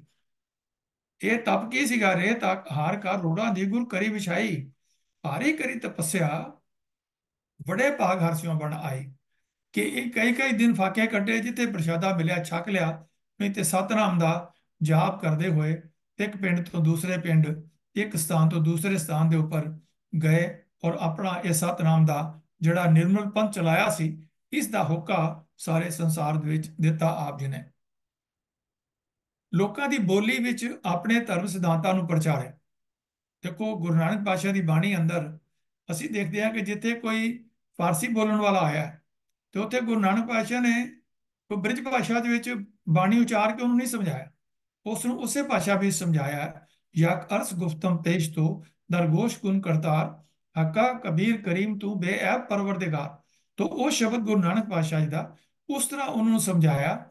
ਔਰ ਉਹਨਾਂ ਦੀ ਭਾਸ਼ਾ ਦੇ ਅੰਦਰ ਜੇਕਰ ਕਿਸੇ ਜਗ੍ਹਾ ਦੇ ਉੱਪਰ ਸੰਸਕ੍ਰਿਤ ਬੋਲਣ ਵਾਲੇ ਨੇ, ਸੰਸਕ੍ਰਿਤੀ ਬੋਲਣ ਵਾਲੇ ਨੇ, ਤੇ ਉਹਨਾਂ ਨੂੰ ਉਸ ਤਰੀਕੇ ਦੇ ਸ਼ਬਦਾਂ ਦੇ ਰਾਹੀਂ ਉਹਨਾਂ ਨੂੰ ਮੁਖਾਤਬ ਕੀਤਾ। ਜਿਵੇਂ ਧੰਨ ਗੁਰੂ ਤੇਗ ਬਹਾਦਰ ਸਾਹਿਬ ਨੇ ਵੀ ਜਿਹੜੀ ਹਿੰਦੀ ਬੈਲਟ ਦੇ ਅੰਦਰ ਜਾ ਕਰਕੇ ਇਹੋ ਜਿਹੇ ਪ੍ਰਚਾਰ ਕੀਤੇ ਹਨ। ਜੇ ਗੁਰੂ ਨਾਨਕ ਪਾਤਸ਼ਾਹ ਜੀ ਉੱਥੇ ਗਏ ਹਨ, ਪੁਰੀ ਗਏ ਹਨ, ਦਵਾਰਕਾਪੁਰੀ ਗਏ ਹਨ, ਤਾਂ ਉੱਥੇ ਜਿਹੜਾ ਮੰਦਿਰ ਸੀ, ਉਸ ਮੰਦਿਰ ਦੇ ਅੰਦਰ ਜਾ ਕਰਕੇ ਅਕਾਲ ਪੁਰਖ ਦੀ ਆਰਤੀ ਦਾ ਸੋਹਣਾ ਜਿਹੜਾ ਹੈ ਰੂਪ ਜਿਹੜਾ ਸੁਣਾਇਆ ਉਹਨਾਂ ਨੂੰ। ਗਗਨ ਮੈਂ ਥਾਲ ਰਵ ਚੰਦ ਦੀਪਕ ਬਣੇ, ਤਾਰਕਾ ਮੰਡਲ ਜਨਕ ਮੋਤੀ। ਤੋਂ ਇਹੋ ਜਿਹੀ ਚੀਜ਼ਾਂ ਜਿਹੜੀਆਂ ਸਮਝਾਈਆਂ, ਔਰ ਫਿਰ ਬੜੇ ਖੁੱਲੇ ਦਿਲ ਨਾਲ ਗੱਲ ਕੀਤੀ ਕਿ ਇਹ ਜਿਵੇਂ ਹੈ ਕਿ ਮਸਜਿਦ ਦੇ ਅੰਦਰ ਔਰਤ ਨਹੀਂ ਜਾ ਸਕਦੀ, ਕੋਈ ਨਾਨ ਮੁਸਲਿਮ ਨਹੀਂ ਜਾ ਸਕਦਾ, ਜਿਵੇਂ ਮੱਕੇ ਅੰਦਰ ਨਹੀਂ ਜਾ ਸਕਦਾ। ਤੋਂ ਔਰ ਮੰਦਰਾਂ ਦੇ ਅੰਦਰ ਜਿਹੜੇ ਨੀਵੀਂ ਜਾਤ ਵਾਲੇ ਨੇ ਉਹ ਨਹੀਂ ਜਾ ਸਕਦੇ। ਤੋਂ ਇਸ ਤਰ੍ਹਾਂ ਇਹ ਗੱਲਾਂ ਜਿਹੜੀਆਂ ਸਨ, ਇਹਨਾਂ ਨੂੰ ਸਤਿਗੁਰੂ ਨਾਨਕ ਪਾਤਸ਼ਾਹ ਨੇ ਭਰਵੇਂ ਤੌਰ ਦੇ ਉੱਪਰ ਇਹਨਾਂ ਦਾ ਪਖੰਡ ਨੂੰ ਉਗਾੜਿਆ। ਔਰ ਇਹ ਕਿਹਾ ਕਿ ਖੱਤਰੀ ਬ੍ਰਾਹਮਣ ਸ਼ੂਦ ਵੈਸ਼, ਉਪਦੇਸ਼ ਚੌ ਵਰਨਾ ਕੋ ਸਾਂਝਾ, ਗੁਰਮੁਖ ਨਾਮ ਜਪੇ ਉਦਰੇ ਸੋ ਕਲ ਮੈਂ ਘਟ ਘਟ ਨਾਨਕ ਮਾਝਾ। ਕਿ ਇਸ ਦਰ ਤੋਂ, ਇਸ ਵਿਚਾਰਧਾਰਾ ਵਿੱਚ ਇਸ ਨਾਨਕ ਨਿਰਮਲ ਜੋ ਪੰਥ ਚਲਾਇਆ ਹੈ, ਇਹ ਨਿਰਮਲ ਪੰਥ ਵਿੱਚ ਸਾਰੇ ਹੀ ਸ਼ਾਮਲ ਹੋ ਸਕਦੇ ਹਨ। ਉਹ ਕਿਸੇ ਜਗ੍ਹਾ ਤੇ ਰਹਿਣ ਵਾਲੇ ਹੋਣ, ਕਿਸੇ ਤਰ੍ਹਾਂ ਦੀ ਬੋਲੀ ਬੋਲਦੇ ਹੋਣ, ਕਿਸੇ ਤਰ੍ਹਾਂ ਦਾ ਪਹਿਰਾਵਾ ਪਾਉਂਦੇ ਹੋਣ, ਕਿਸੇ ਉਹਨਾਂ ਦੇ ਸਰੀਰ ਦਾ ਰੰਗ ਕਿਸੇ ਤਰੀਕੇ ਦਾ ਹੋਵੇ, ਨਸਲ ਕੋਈ ਹੋਵੇ, ਲੇਕਿਨ ਉਹ ਇਸ ਨਾਨਕ ਨਿਰਮਲ ਪੰਥ ਜੋ ਚਲਾਇਆ ਉਹਦੇ ਮੈਂਬਰ ਬਣ ਸਕਦੇ ਹਨ, ਉਹਦੇ ਵਿੱਚ ਸ਼ਾਮਲ ਹੋ ਸਕਦੇ ਹਨ। ਤੋਂ ਇਹਨਾਂ ਸਿਧਾਂਤਾਂ ਦੇ ਅਸਰ ਨੂੰ ਪਰਮਾਨੈਂਟ ਬਣਾਉਣ ਵਾਸਤੇ ਜਿੱਥੇ ਜਿੱਥੇ ਵੀ ਧੰਨ ਗੁਰੂ ਨਾਨਕ ਪਾਤਸ਼ਾਹ ਗਏ, ਉੱਥੇ ਉਹਨਾਂ ਨੇ ਸੰਗਤਾਂ ਕਾਇਮ ਕੀਤੀਆਂ। ਤੇ ਉਹ ਸੰਗਤਾਂ ਕਾਇਮ ਕਰਕੇ ਉੱਥੇ ਨਾਲ ਹੀ ਪ੍ਰਚਾਰਕ ਵੀ ਥਾਪ ਦਿੱਤੇ ਕਿ ਜਿੱਥੇ ਜਿੱਥੇ ਗੁਰਸਿੱਖਾਂ ਦੇ ਵਿੱਚ ਪ੍ਰਚਾਰ ਕੀਤਾ, ਲੋਕਾਂ ਦੇ ਵਿੱਚ ਪ੍ਰਚਾਰ ਕੀਤਾ, ਉੱਥੋਂ ਉਹਨਾਂ ਦੇ ਵਿੱਚੋਂ ਹੀ ਸੂਝਵਾਨ ਵਿਅਕਤੀ ਨੂੰ ਜ਼ਿੰਮੇਵਾਰੀ ਦਿੱਤੀ ਕਿ ਇਸ ਵਿਚਾਰਧਾਰਾ ਦਾ ਤੂੰ ਇੱਥੇ ਪ੍ਰਚਾਰ ਕਰਨਾ ਹੈ, ਤੇ ਉਹਨੂੰ ਉੱਥੇ ਦਾ ਪ੍ਰਚਾਰਕ ਜਿਹੜਾ ਨਿਯੁਕਤ ਕਰ ਦਿੱਤਾ ਗਿਆ। ਸਤਿਗੁਰੂ ਦਾ ਇਹਨਾਂ ਯਤਨਾਂ ਦੇ ਸਦਕਾ ਇੱਕ ਨਵਾਂ ਧਰਮ, ਇੱਕ ਨਵੀਂ ਵਿਚਾਰਧਾਰਾ, ਇੱਕ ਨਵੀਂ ਸੋਚ ਪ੍ਰੈਕਟੀਕਲ ਜਿਹੜੀ ਹੈ ਉਹ ਹੋਂਦ ਵਿੱਚ ਆ ਗਈ। ਤਾਂ ਉਹਨਾਂ ਦੀ ਵਿਚਾਰਧਾਰਾ ਦਾ ਜੋ ਸਿੱਕਾ ਹੈ, ਜੋ ਉਹਨਾਂ ਦੀ ਪਛਾਣ ਹੈ, ਔਰ ਜੋ ਐਕਸੈਪਟੈਂਸ ਹੈ, ਉਹ ਸਾਰੇ ਜਗਤ ਨੇ ਮੰਨ ਲਈ। ਇਸ ਲਈ ਤਾਂ ਭਾਈ ਗੁਰਦਾਸ ਜੀ ਆਖਦੇ ਹਨ, ਵਾਰ ਪਹਿਲੀ ਪੌੜੀ 45 ਵਿੱਚ, ਕਿ ਮਾਰਿਆ ਸਿੱਕਾ ਜਗਤ ਵਿੱਚ, ਨਾਨਕ ਨਿਰਮਲ ਪੰਥ ਚਲਾਇਆ। ਭਾਈ ਗੁਰਦਾਸ ਜੀ ਨੇ ਇਸ ਨਿਰਮਲ ਪੰਥ ਨੂੰ ਗੁਰਮੁਖ ਪੰਥ ਅਤੇ ਗੁਰਮਤਿ ਗਾਡੀ ਰਾਹ ਵੀ ਆਖਿਆ ਹੈ। ਭਾਈ ਗੁਰਦਾਸ ਜੀ ਦੀ ਗਵਾਹੀ ਤੋਂ ਇਹ ਪਤਾ ਲੱਗਦਾ ਹੈ ਕਿ ਸਤਿਗੁਰੂ ਜੀ ਆਪਣੇ ਧਰਮ ਦੀ ਦੀਖਿਆ ਦੇਣ ਸਮੇਂ ਲੋਕਾਂ ਨੂੰ ਆਪਣੀ ਸਿੱਖ ਵਿਚਾਰਧਾਰਾ ਵਿੱਚ ਵੀ ਸ਼ਾਮਲ ਕਰਦੇ ਸਨ, ਔਰ ਜਿਸ ਨੂੰ ਭਾਈ ਗੁਰਦਾਸ ਜੀ ਨੇ ਚਰਨਾਮ੍ਰਿਤ ਦਾ ਨਾਂ ਦਿੱਤਾ ਹੈ, ਕਿ ਉਹਨਾਂ ਨੂੰ ਸਿੱਖੀ ਦੇ ਵਿੱਚ ਸ਼ਾਮਲ ਕਰਨ ਦੀ ਗੱਲ। ਸੁਣੀ ਪੁਕਾਰ ਦਾਤਾਰ ਪ੍ਰਭ, ਗੁਰੂ ਨਾਨਕ ਜਗ ਮਾਹਿ ਪਠਾਇਆ। ਚਰਨ ਧੋਏ ਰਹਿਰਾਸ ਕਰ, ਚਰਨਾ ਅੰਮ੍ਰਿਤ ਸਿੱਖਾ ਪਿਲਾਇਆ। ਵਾਰ ਪਹਿਲੀ ਪੌੜੀ ਤੇ। ਸਤਿਗੁਰੂ ਨਾਨਕ ਪਾਤਸ਼ਾਹ ਜੀ ਦੇ ਜੀਵਨ ਕਾਲ ਵਿੱਚ ਹੀ ਸਿੱਖੀ ਭਾਰਤ ਦੇ ਕੋਨੇ-ਕੋਨੇ ਵਿੱਚ ਅਤੇ ਉਹਨਾਂ ਸਭ ਇਲਾਕਿਆਂ ਵਿੱਚ ਫੈਲ ਗਈ ਸੀ ਜਿੱਥੇ ਸਤਿਗੁਰੂ ਨਾਨਕ ਪਾਤਸ਼ਾਹ ਜੀ ਪ੍ਰਚਾਰ ਕਰਨ ਗਏ। ਇਸ ਬਾਰੇ ਮਿਰਜ਼ਾ ਗੁਲਾਮ ਅਹਿਮਦ ਕਾਦੀਆ ਜੀ ਆਪਣੀ ਪੁਸਤਕ ਵਿੱਚ ਲਿਖਦੇ ਹਨ, ਔਰ ਮੈਂ ਕੋਟ ਕਰਦਾ ਹਾਂ, ਗੁਰੂ ਨਾਨਕ ਵਾਸਤਵ ਵਿੱਚ ਹੋ ਚੁੱਕੇ ਪੈਗੰਬਰਾਂ ਨਾਲੋਂ ਕਈ ਗੱਲਾਂ ਵਿੱਚ ਬਹੁਤ ਵੱਡੇ ਸਨ। ਜਿਵੇਂ ਕਿ ਉਸ ਸਮੇਂ ਜਦ ਕਿ ਆਵਾਜਾਈ ਦੇ ਸਾਧਨ ਰੇਲ, ਹਵਾਈ ਜਹਾਜ਼ ਆਦਿਕ ਨਹੀਂ ਸਨ, ਪ੍ਰੈਸ ਅਤੇ ਪਲੇਟਫਾਰਮ ਰਾਹੀਂ ਪ੍ਰਚਾਰ ਕਰਨ ਦੇ ਤਰੀਕੇ, ਮਾਈਕਰੋਫੋਨ ਆਦਿ ਨਹੀਂ ਇਜਾਦ ਹੋਏ ਸਨ, ਟੈਲੀਵਿਜ਼ਨ ਨਹੀਂ ਸੀ, ਰੇਡੀਓ ਨਹੀਂ ਸੀ, ਅਤੇ ਕਈ ਅਜੋਕੀਆਂ ਕਾਢਾਂ ਜਿਹੜੀਆਂ ਹਨ, ਲਾਊਡ ਸਪੀਕਰ ਆਦਿ ਨਹੀਂ ਸਨ ਬਣੀਆਂ। ਗੁਰੂ ਨਾਨਕ ਪਾਤਸ਼ਾਹ ਜੀ ਨੇ ਸਾਰੇ ਹਿੰਦ ਦੀ ਹੀ ਨਹੀਂ, ਏਸ਼ੀਆ, ਯੂਰਪ ਅਤੇ ਅਫਰੀਕਾ ਦੇ ਵਿਸ਼ੇਸ਼ ਇਲਾਕਿਆਂ ਵਿੱਚ ਪ੍ਰਚਾਰ ਕਰਕੇ ਲਗਭਗ 3 ਕਰੋੜ ਸ਼ਰਧਾਲੂਆਂ ਨੂੰ ਗੁਰੂ ਦੀਖਿਆ ਦੇ ਕੇ ਸਤ ਧਰਮ ਦੇ ਮਾਰਗ ਉੱਤੇ ਲਿਆਂਦਾ, ਭਾਵ ਨਿਰਮਲ ਪੰਥ ਵਿੱਚ ਸ਼ਾਮਲ ਕੀਤਾ। ਉਦੋਂ ਤੋਂ ਲੈ ਕੇ ਅੱਜ ਤੱਕ ਇਹ ਧਰਮ ਸਾਧਾਰਨ ਮਨੁੱਖਾਂ ਤੋਂ ਲੈ ਕੇ ਵੱਡੇ ਵੱਡੇ ਬੁੱਧੀਵਾਨਾਂ ਅਤੇ ਵਿਚਾਰਕਾਂ ਦਾ ਧਿਆਨ ਆਪਣੇ ਵੱਲ ਖਿੱਚਦਾ ਰਿਹਾ ਹੈ। ਜਿਉਂ-ਜਿਉਂ ਸਮਾਂ ਬੀਤ ਰਿਹਾ ਹੈ, ਇਹ ਧਰਮ ਲੋਕਾਂ ਵਿੱਚ ਹੋਰ ਹਰਮਨ ਪਿਆਰਾ ਹੋ ਰਿਹਾ ਹੈ। ਸੰਸਾਰ ਦੇ ਪ੍ਰਸਿੱਧ ਵਿਚਾਰਵਾਨ ਇਸ ਨੂੰ ਜਗਤ ਧਰਮ ਮੰਨ ਰਹੇ ਹਨ ਅਤੇ ਆਉਣ ਵਾਲੇ ਸਮੇਂ ਵਿੱਚ ਮਨੁੱਖਤਾ ਦੀ ਅਗਵਾਈ ਕਰਨ ਵਾਲੇ 3-4 ਧਰਮਾਂ ਵਿੱਚ ਵੀ ਇਸ ਦੀ ਗਿਣਤੀ ਜਿਹੜੀ ਹੈ ਕੀਤੀ ਜਾਂਦੀ ਹੈ। ਐਚ.ਐਲ. ਬਰਾਡਸ਼ਾਹ ਜੋ USA ਦੇ ਵਿੱਚ ਓਕੋਹਾਮਾ ਯੂਨੀਵਰਸਿਟੀ ਦੇ ਪ੍ਰੋਫੈਸਰ ਸਨ, ਉਹਨਾਂ ਨੇ ਵੀ ਇਹ ਗੱਲ ਕਹੀ ਕਿ Sikhism is a universal world faith with a message for all mankind and Sikhs should cease to think that Sikhism is just another religion, but they should believe that Sikhism is the only religion of the modern world. ਇਹ ਉਹਨਾਂ ਦੇ ਵਿਚਾਰ ਹਨ। ਤੋਂ C.H. PAN ਵੀ ਇਸ ਧਰਮ ਨੂੰ ਜਨ ਸਧਾਰਨ ਦਾ ਧਰਮ ਆਖਦੇ ਹਨ। ਅਮਲੀ ਧਰਮ ਗੁਰੂ ਨਾਨਕ ਜੀ ਨੇ ਦਰਸਾਇਆ, ਪ੍ਰੈਕਟੀਕਲ। ਉਹਨਾਂ ਨੇ ਮੁਸਲਮਾਨਾਂ, ਹਿੰਦੂਆਂ, ਕਿਸਾਨਾਂ, ਦੁਕਾਨਦਾਰਾਂ, ਸਿਪਾਹੀਆਂ, ਗ੍ਰਸਤੀਆਂ ਨੂੰ ਉਹਨਾਂ ਲੋਕਾਂ ਦੇ ਆਪਣੇ ਕੰਮਕਾਰ ਕਰਦਿਆਂ ਹੋਇਆਂ ਕਾਮਯਾਬੀ ਪ੍ਰਾਪਤ ਕਰਨ ਦਾ ਰਸਤਾ ਦੱਸਿਆ ਕਿ ਤੁਸੀਂ ਆਪਣੇ ਸਾਰੇ ਕੰਮ ਕਰਦੇ ਹੋਏ ਵੀ ਤੁਸੀਂ ਧਾਰਮਿਕ ਜਿਹੜੇ ਹੈ ਸ਼ਖਸੀਅਤ ਵਾਲੇ ਹੋ ਸਕਦੇ ਹੋ। ਤੁਸੀਂ ਧਰਮ ਨੂੰ ਅਪਣਾ ਸਕਦੇ ਹੋ ਔਰ ਧਰਮ ਦਾ ਪ੍ਰਚਾਰ ਕਰ ਸਕਦੇ ਹੋ। ਗੁਰੂ ਨਾਨਕ ਪਾਤਸ਼ਾਹ ਜੀ ਫੋਕੀਆਂ ਫਿਲਾਸਫੀਆਂ, ਰਸਮਾਂ, ਰਿਵਾਜਾਂ, ਜਾਤਾਂ ਤੋਂ ਉੱਚਾ ਉੱਠੇ ਤੇ ਲੋਕਾਂ ਨੂੰ ਉਠਾਇਆ, ਅਤੇ ਗੁਰੂ ਨਾਨਕ ਜੀ ਨੇ ਇਹ ਗੱਲ ਸਮਝ ਲਈ ਕਿ ਜਿਹੜੇ ਦੂਜੀ ਸੁਧਾਰਕਾਂ ਨੇ ਨਹੀਂ ਸਮਝੀ ਸੀ, ਧਰਮ ਉਹੀ ਜਿੰਦਾ ਰਹਿ ਸਕਦਾ ਹੈ ਜਿਹੜਾ ਵਰਤੋਂ ਸਿਖਾਲੇ, ਜਿਹੜਾ ਇਹ ਨਾ ਸਿਖਾਏ ਕਿ ਦੁਨੀਆ ਤੋਂ ਕਿਵੇਂ ਨੱਸਣਾ ਹੈ, ਬਲਕਿ ਸਿਖਾਏ ਕਿ ਦੁਨੀਆ ਵਿੱਚ ਚੰਗੀ ਤਰ੍ਹਾਂ ਕਿਵੇਂ ਰਹਿਣਾ ਹੈ। ਜਿਹੜਾ ਕੇਵਲ ਇਹ ਹੀ ਨਾ ਸਿਖਾਏ ਕਿ ਬਦੀਆਂ ਤੋਂ ਬਚਣਾ ਕਿਵੇਂ ਹੈ, ਸਗੋਂ ਇਹ ਸਿਖਾਏ ਕਿ ਬਦੀਆਂ ਦਾ ਟਾਕਰਾ ਕਰਕੇ ਕਾਮਯਾਬ ਕਿਵੇਂ ਹੋਣਾ ਹੈ। ਇਹ ਵਿਚਾਰਧਾਰਾ ਜਿਹੜੀ ਹੈ, ਇਹ ਧੰਨ ਗੁਰੂ ਨਾਨਕ ਪਾਤਸ਼ਾਹ ਨੇ ਦਿੱਤੀ। ਇਹ ਸ਼ਾਰਟ ਹਿਸਟਰੀ ਆਫ ਸਿੱਖੀਜ਼ਮ ਦੇ ਪੰਨਾ 31 ਦੇ ਉੱਪਰ ਇਹ ਬੋਲ ਜਿਹੜੇ ਹਨ ਉਹ ਦਰਜ ਹਨ। ਡੰਕਨ ਗ੍ਰੀਨਲੀਜ਼ ਇੱਕ ਹੋਰ ਬੜੇ ਵੱਡੇ ਫਿਲਾਸਫਰ ਹੋਏ ਹਨ। ਉਹਨਾਂ ਨੇ ਗੁਰੂ ਨਾਨਕ ਪਾਤਸ਼ਾਹ ਦੇ ਧਰਮ ਨੂੰ ਇੱਕ ਸੁਚੱਜੀ ਜੀਵਨ ਜਾਚ, ਵੇ ਆਫ ਲਾਈਫ ਦੇ ਤੌਰ ਦੇ ਉੱਪਰ ਉਹਨਾਂ ਨੇ ਇਸ ਗੱਲ ਨੂੰ ਕਿਹਾ ਹੈ। ਧੰਨ ਗੁਰੂ ਨਾਨਕ ਪਾਤਸ਼ਾਹ ਦੇ ਨਾਨਕ ਦੇ ਨਿਰਮਲ ਪੰਥ ਚਲਾਇਆ ਹੈ। ਉਹ ਕਹਿੰਦੇ ਹਨ, ਔਰ ਮੈਂ ਕੋਟ ਕਰਦਾ ਕਿ ਅਸੀਂ ਗੁਰੂ ਨਾਨਕ ਪਾਤਸ਼ਾਹ ਜੀ ਦੇ ਦੇਣਦਾਰ ਹਾਂ, ਜਿਨ੍ਹਾਂ ਨੇ ਲੋਕਾਂ ਨੂੰ ਦੱਸਿਆ ਕਿ ਸਿੱਖ ਧਰਮ ਇੱਕ ਸੁਚੱਜੀ ਜੀਵਨ ਜਾਚ ਹੈ। ਨਹੀਂ ਤੇ ਆਮ ਤੌਰ ਤੇ ਉੱਪਰ ਇਹ ਡੌਗਮਾ ਸੀਗਾ, ਜਿਹੜੇ ਧਰਮ ਸਨ, ਇਹ ਕਰਮ ਕਾਂਡ ਕਰ ਲਓ, ਇਹ ਕਰ ਲਓ, ਇਹ ਕਰ ਲਓ। ਲੇਕਿਨ ਇੱਕ ਗ੍ਰਸਤੀ ਵਾਸਤੇ ਉਸ ਧਰਮ ਦੇ ਵਿੱਚ ਸਿਵਾਏ ਕਰਮ ਕਾਂਡ ਤੋਂ ਹੋਰ ਕੁਝ ਨਹੀਂ ਸੀ ਕਿ ਤੁਸੀਂ ਬ੍ਰਾਹਮਣ ਨੂੰ ਇਹ ਦੇ ਦਿਓ, ਬ੍ਰਾਹਮਣ ਨੂੰ ਦਾਨ ਦੇ ਦਿਓ, ਤੁਸੀਂ ਮਲਾਣਿਆਂ ਨੂੰ ਇਹ ਦੇ ਦਿਓ, ਤੁਸੀਂ ਜੋਗੀਆਂ ਕੋਲੋਂ ਇਹ ਕਰ ਲਓ, ਤੁਸੀਂ ਉਹ ਕਰ ਲਓ, ਦੀਕਸ਼ਾ ਲੈ ਲਓ, ਲੇਕਿਨ ਆਪ ਜੋ ਹੱਥੀਂ ਕੁਝ ਨਹੀਂ ਕਰਨਾ। ਤਾਂ ਇਹ ਗੱਲਾਂ ਜਿਹੜੀਆਂ ਹਨ, ਧੰਨ ਗੁਰੂ ਨਾਨਕ ਪਾਤਸ਼ਾਹ ਨੇ ਦੱਸਿਆ ਕਿ ਆਪਣੇ ਘਰ ਗ੍ਰਸਤ ਵਿੱਚ ਰਹਿੰਦਿਆਂ ਹੋਇਆਂ ਵੀ ਤੁਸੀਂ ये गल विचारधारा है कि सगल धर्म में गृहस्थ प्रधान है, ज्ञानन में ज्ञान और ध्यानन में ध्यान गुर, सगल धर्म में गृहस्थ प्रधान है। तो जिन्हों ने लोगों ਨੂੰ ਦੱਸਿਆ ਧੰਨ ਗੁਰੂ ਨਾਨਕ ਪਾਤਸ਼ਾਹ ਜੀ ਨੇ ਕਿ ਸਿੱਖ ਧਰਮ ਇੱਕ ਸੁਚੱਜੀ ਜੀਵਨ ਜਾਚ ਹੈ ਅਤੇ ਆਦਰਸ਼ਕ ਭਾਈਚਾਰੇ ਦਾ ਨਾਂ ਹੈ। ਇਹਦੇ ਅੰਦਰ ਜਿਸ ਨੂੰ ਅਸੀਂ ਕਹਿ ਸਕਦੇ ਹਾਂ ਕਿ ਗੁਰੂ ਨਾਨਕ ਪਾਤਸ਼ਾਹ ਨੇ ਕੀ ਕਿਹਾ ਹੈ, fatherhood of God and brotherhood of mankind. ਇਹ ਸਾਰਿਆਂ ਨੂੰ ਆਪਸ ਵਿੱਚ ਭਰਾਤਰੀ ਭਰਾਵ ਦਾ ਅਹਿਸਾਸ ਗੁਰੂ ਨਾਨਕ ਪਾਤਸ਼ਾਹ ਜੀ ਨੇ ਦਿੱਤਾ ਇਸ ਨਿਰਮਲ ਪੰਥ ਦੇ ਅੰਦਰ। ਔਰ ਜਿਸ ਉੱਤੇ ਪ੍ਰਭੂ ਭਗਤੀ ਦੀ ਸੱਚੀ ਸਦੀਵੀ ਪਾਣ ਚੜੀ ਹੋਈ ਹੈ, ਐਸਾ ਨਿਰਮਲ ਪੰਥ ਹੈ। ਅਤੇ ਗੁਰੂ ਸਾਹਿਬ ਨੇ ਆਪ ਇਹ ਜੀਵਨ ਜਿਉ ਕੇ ਦੱਸਿਆ।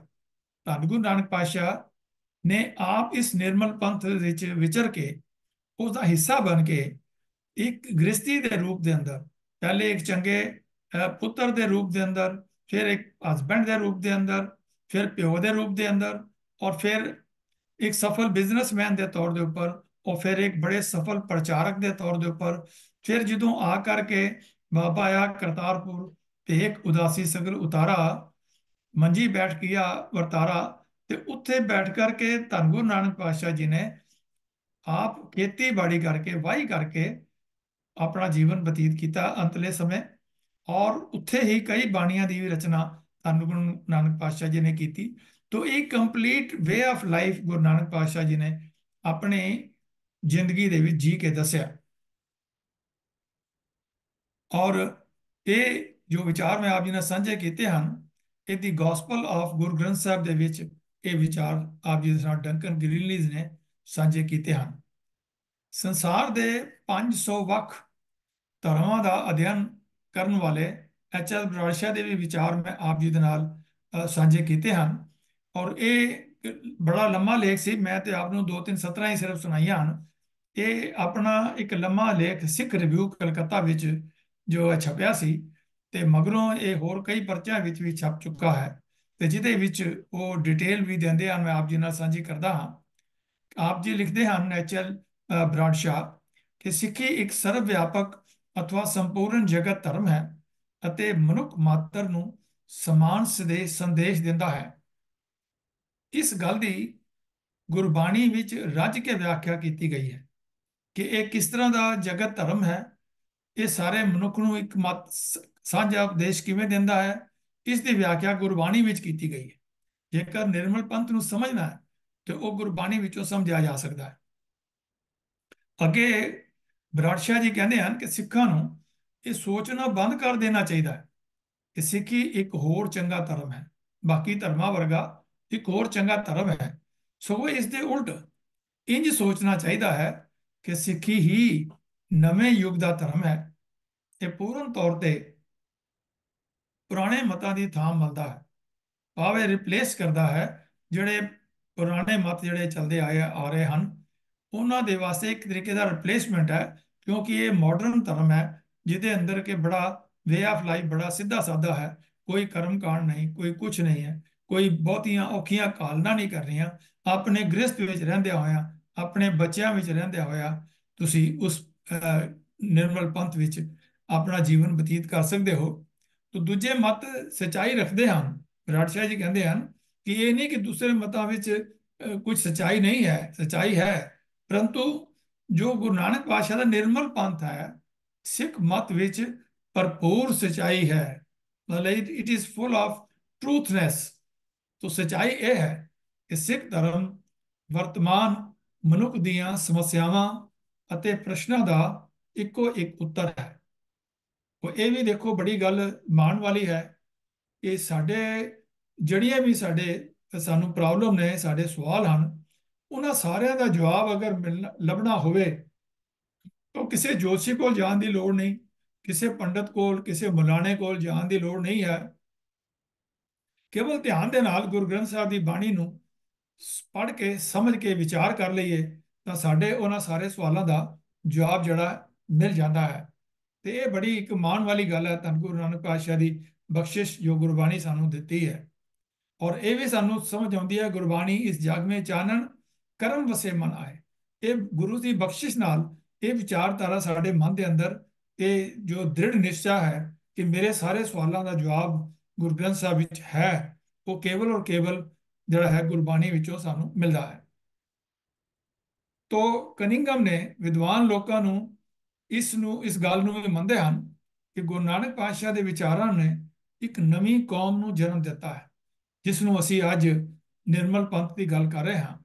ਤੋ ਕਨਿੰਗਮ ਨੇ ਆਪਣੀ ਪੁਸਤਕ A History of the Sikhs ਵਿੱਚ ਬੜੇ ਹੀ ਮਾਣ ਨਾਲ ਲਿਖਿਆ ਹੈ ਕਿ ਗੁਰੂ ਨਾਨਕ ਪਾਤਸ਼ਾਹ ਨੇ ਆਪਣੇ ਸਿੱਖਾਂ ਨੂੰ ਉਹਨਾਂ ਗਲਤੀਆਂ ਤੋਂ ਬਚਾ ਲਿਆ ਜਿਨ੍ਹਾਂ ਦਾ ਭਾਰਤ ਵਾਸੀ ਸਦੀਆਂ ਤੋਂ ਸ਼ਿਕਾਰ ਹੁੰਦੇ ਆ ਰਹੇ ਹਨ।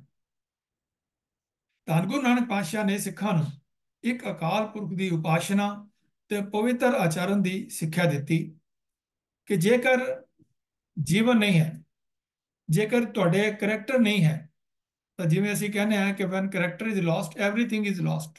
ਤਾਂ ਗੁਰੂ ਨਾਨਕ ਪਾਤਸ਼ਾਹ ਨੇ ਇਹ ਗੱਲ ਕਹੀ ਹੈ ਕਿ ਜੇ ਤੁਹਾਡਾ ਜੀਵਨ ਜਿਹੜਾ ਹੈ ਉਹ ਪਵਿੱਤਰ ਨਹੀਂ ਹੈ, ਤੁਹਾਡਾ ਆਚਰਣ ਪਵਿੱਤਰ ਨਹੀਂ ਹੈ, ਮਨ ਵਚ ਕਰਮ ਨਾਲ ਤੁਸੀਂ ਇੱਕ ਸਚਾਈ ਦੇ ਵਿੱਚ ਨਹੀਂ ਜਿੰਦੇ, ਸੱਚੇ ਪ੍ਰਮਾਤਮਾ ਦੇ ਲੜ ਨਹੀਂ ਲੱਗੇ, ਤਾਂ ਫਿਰ ਤੁਹਾਡਾ ਜੀਵਨ ਜਿਹੜਾ ਉਹ ਵਿਅਰਥ ਹੈ।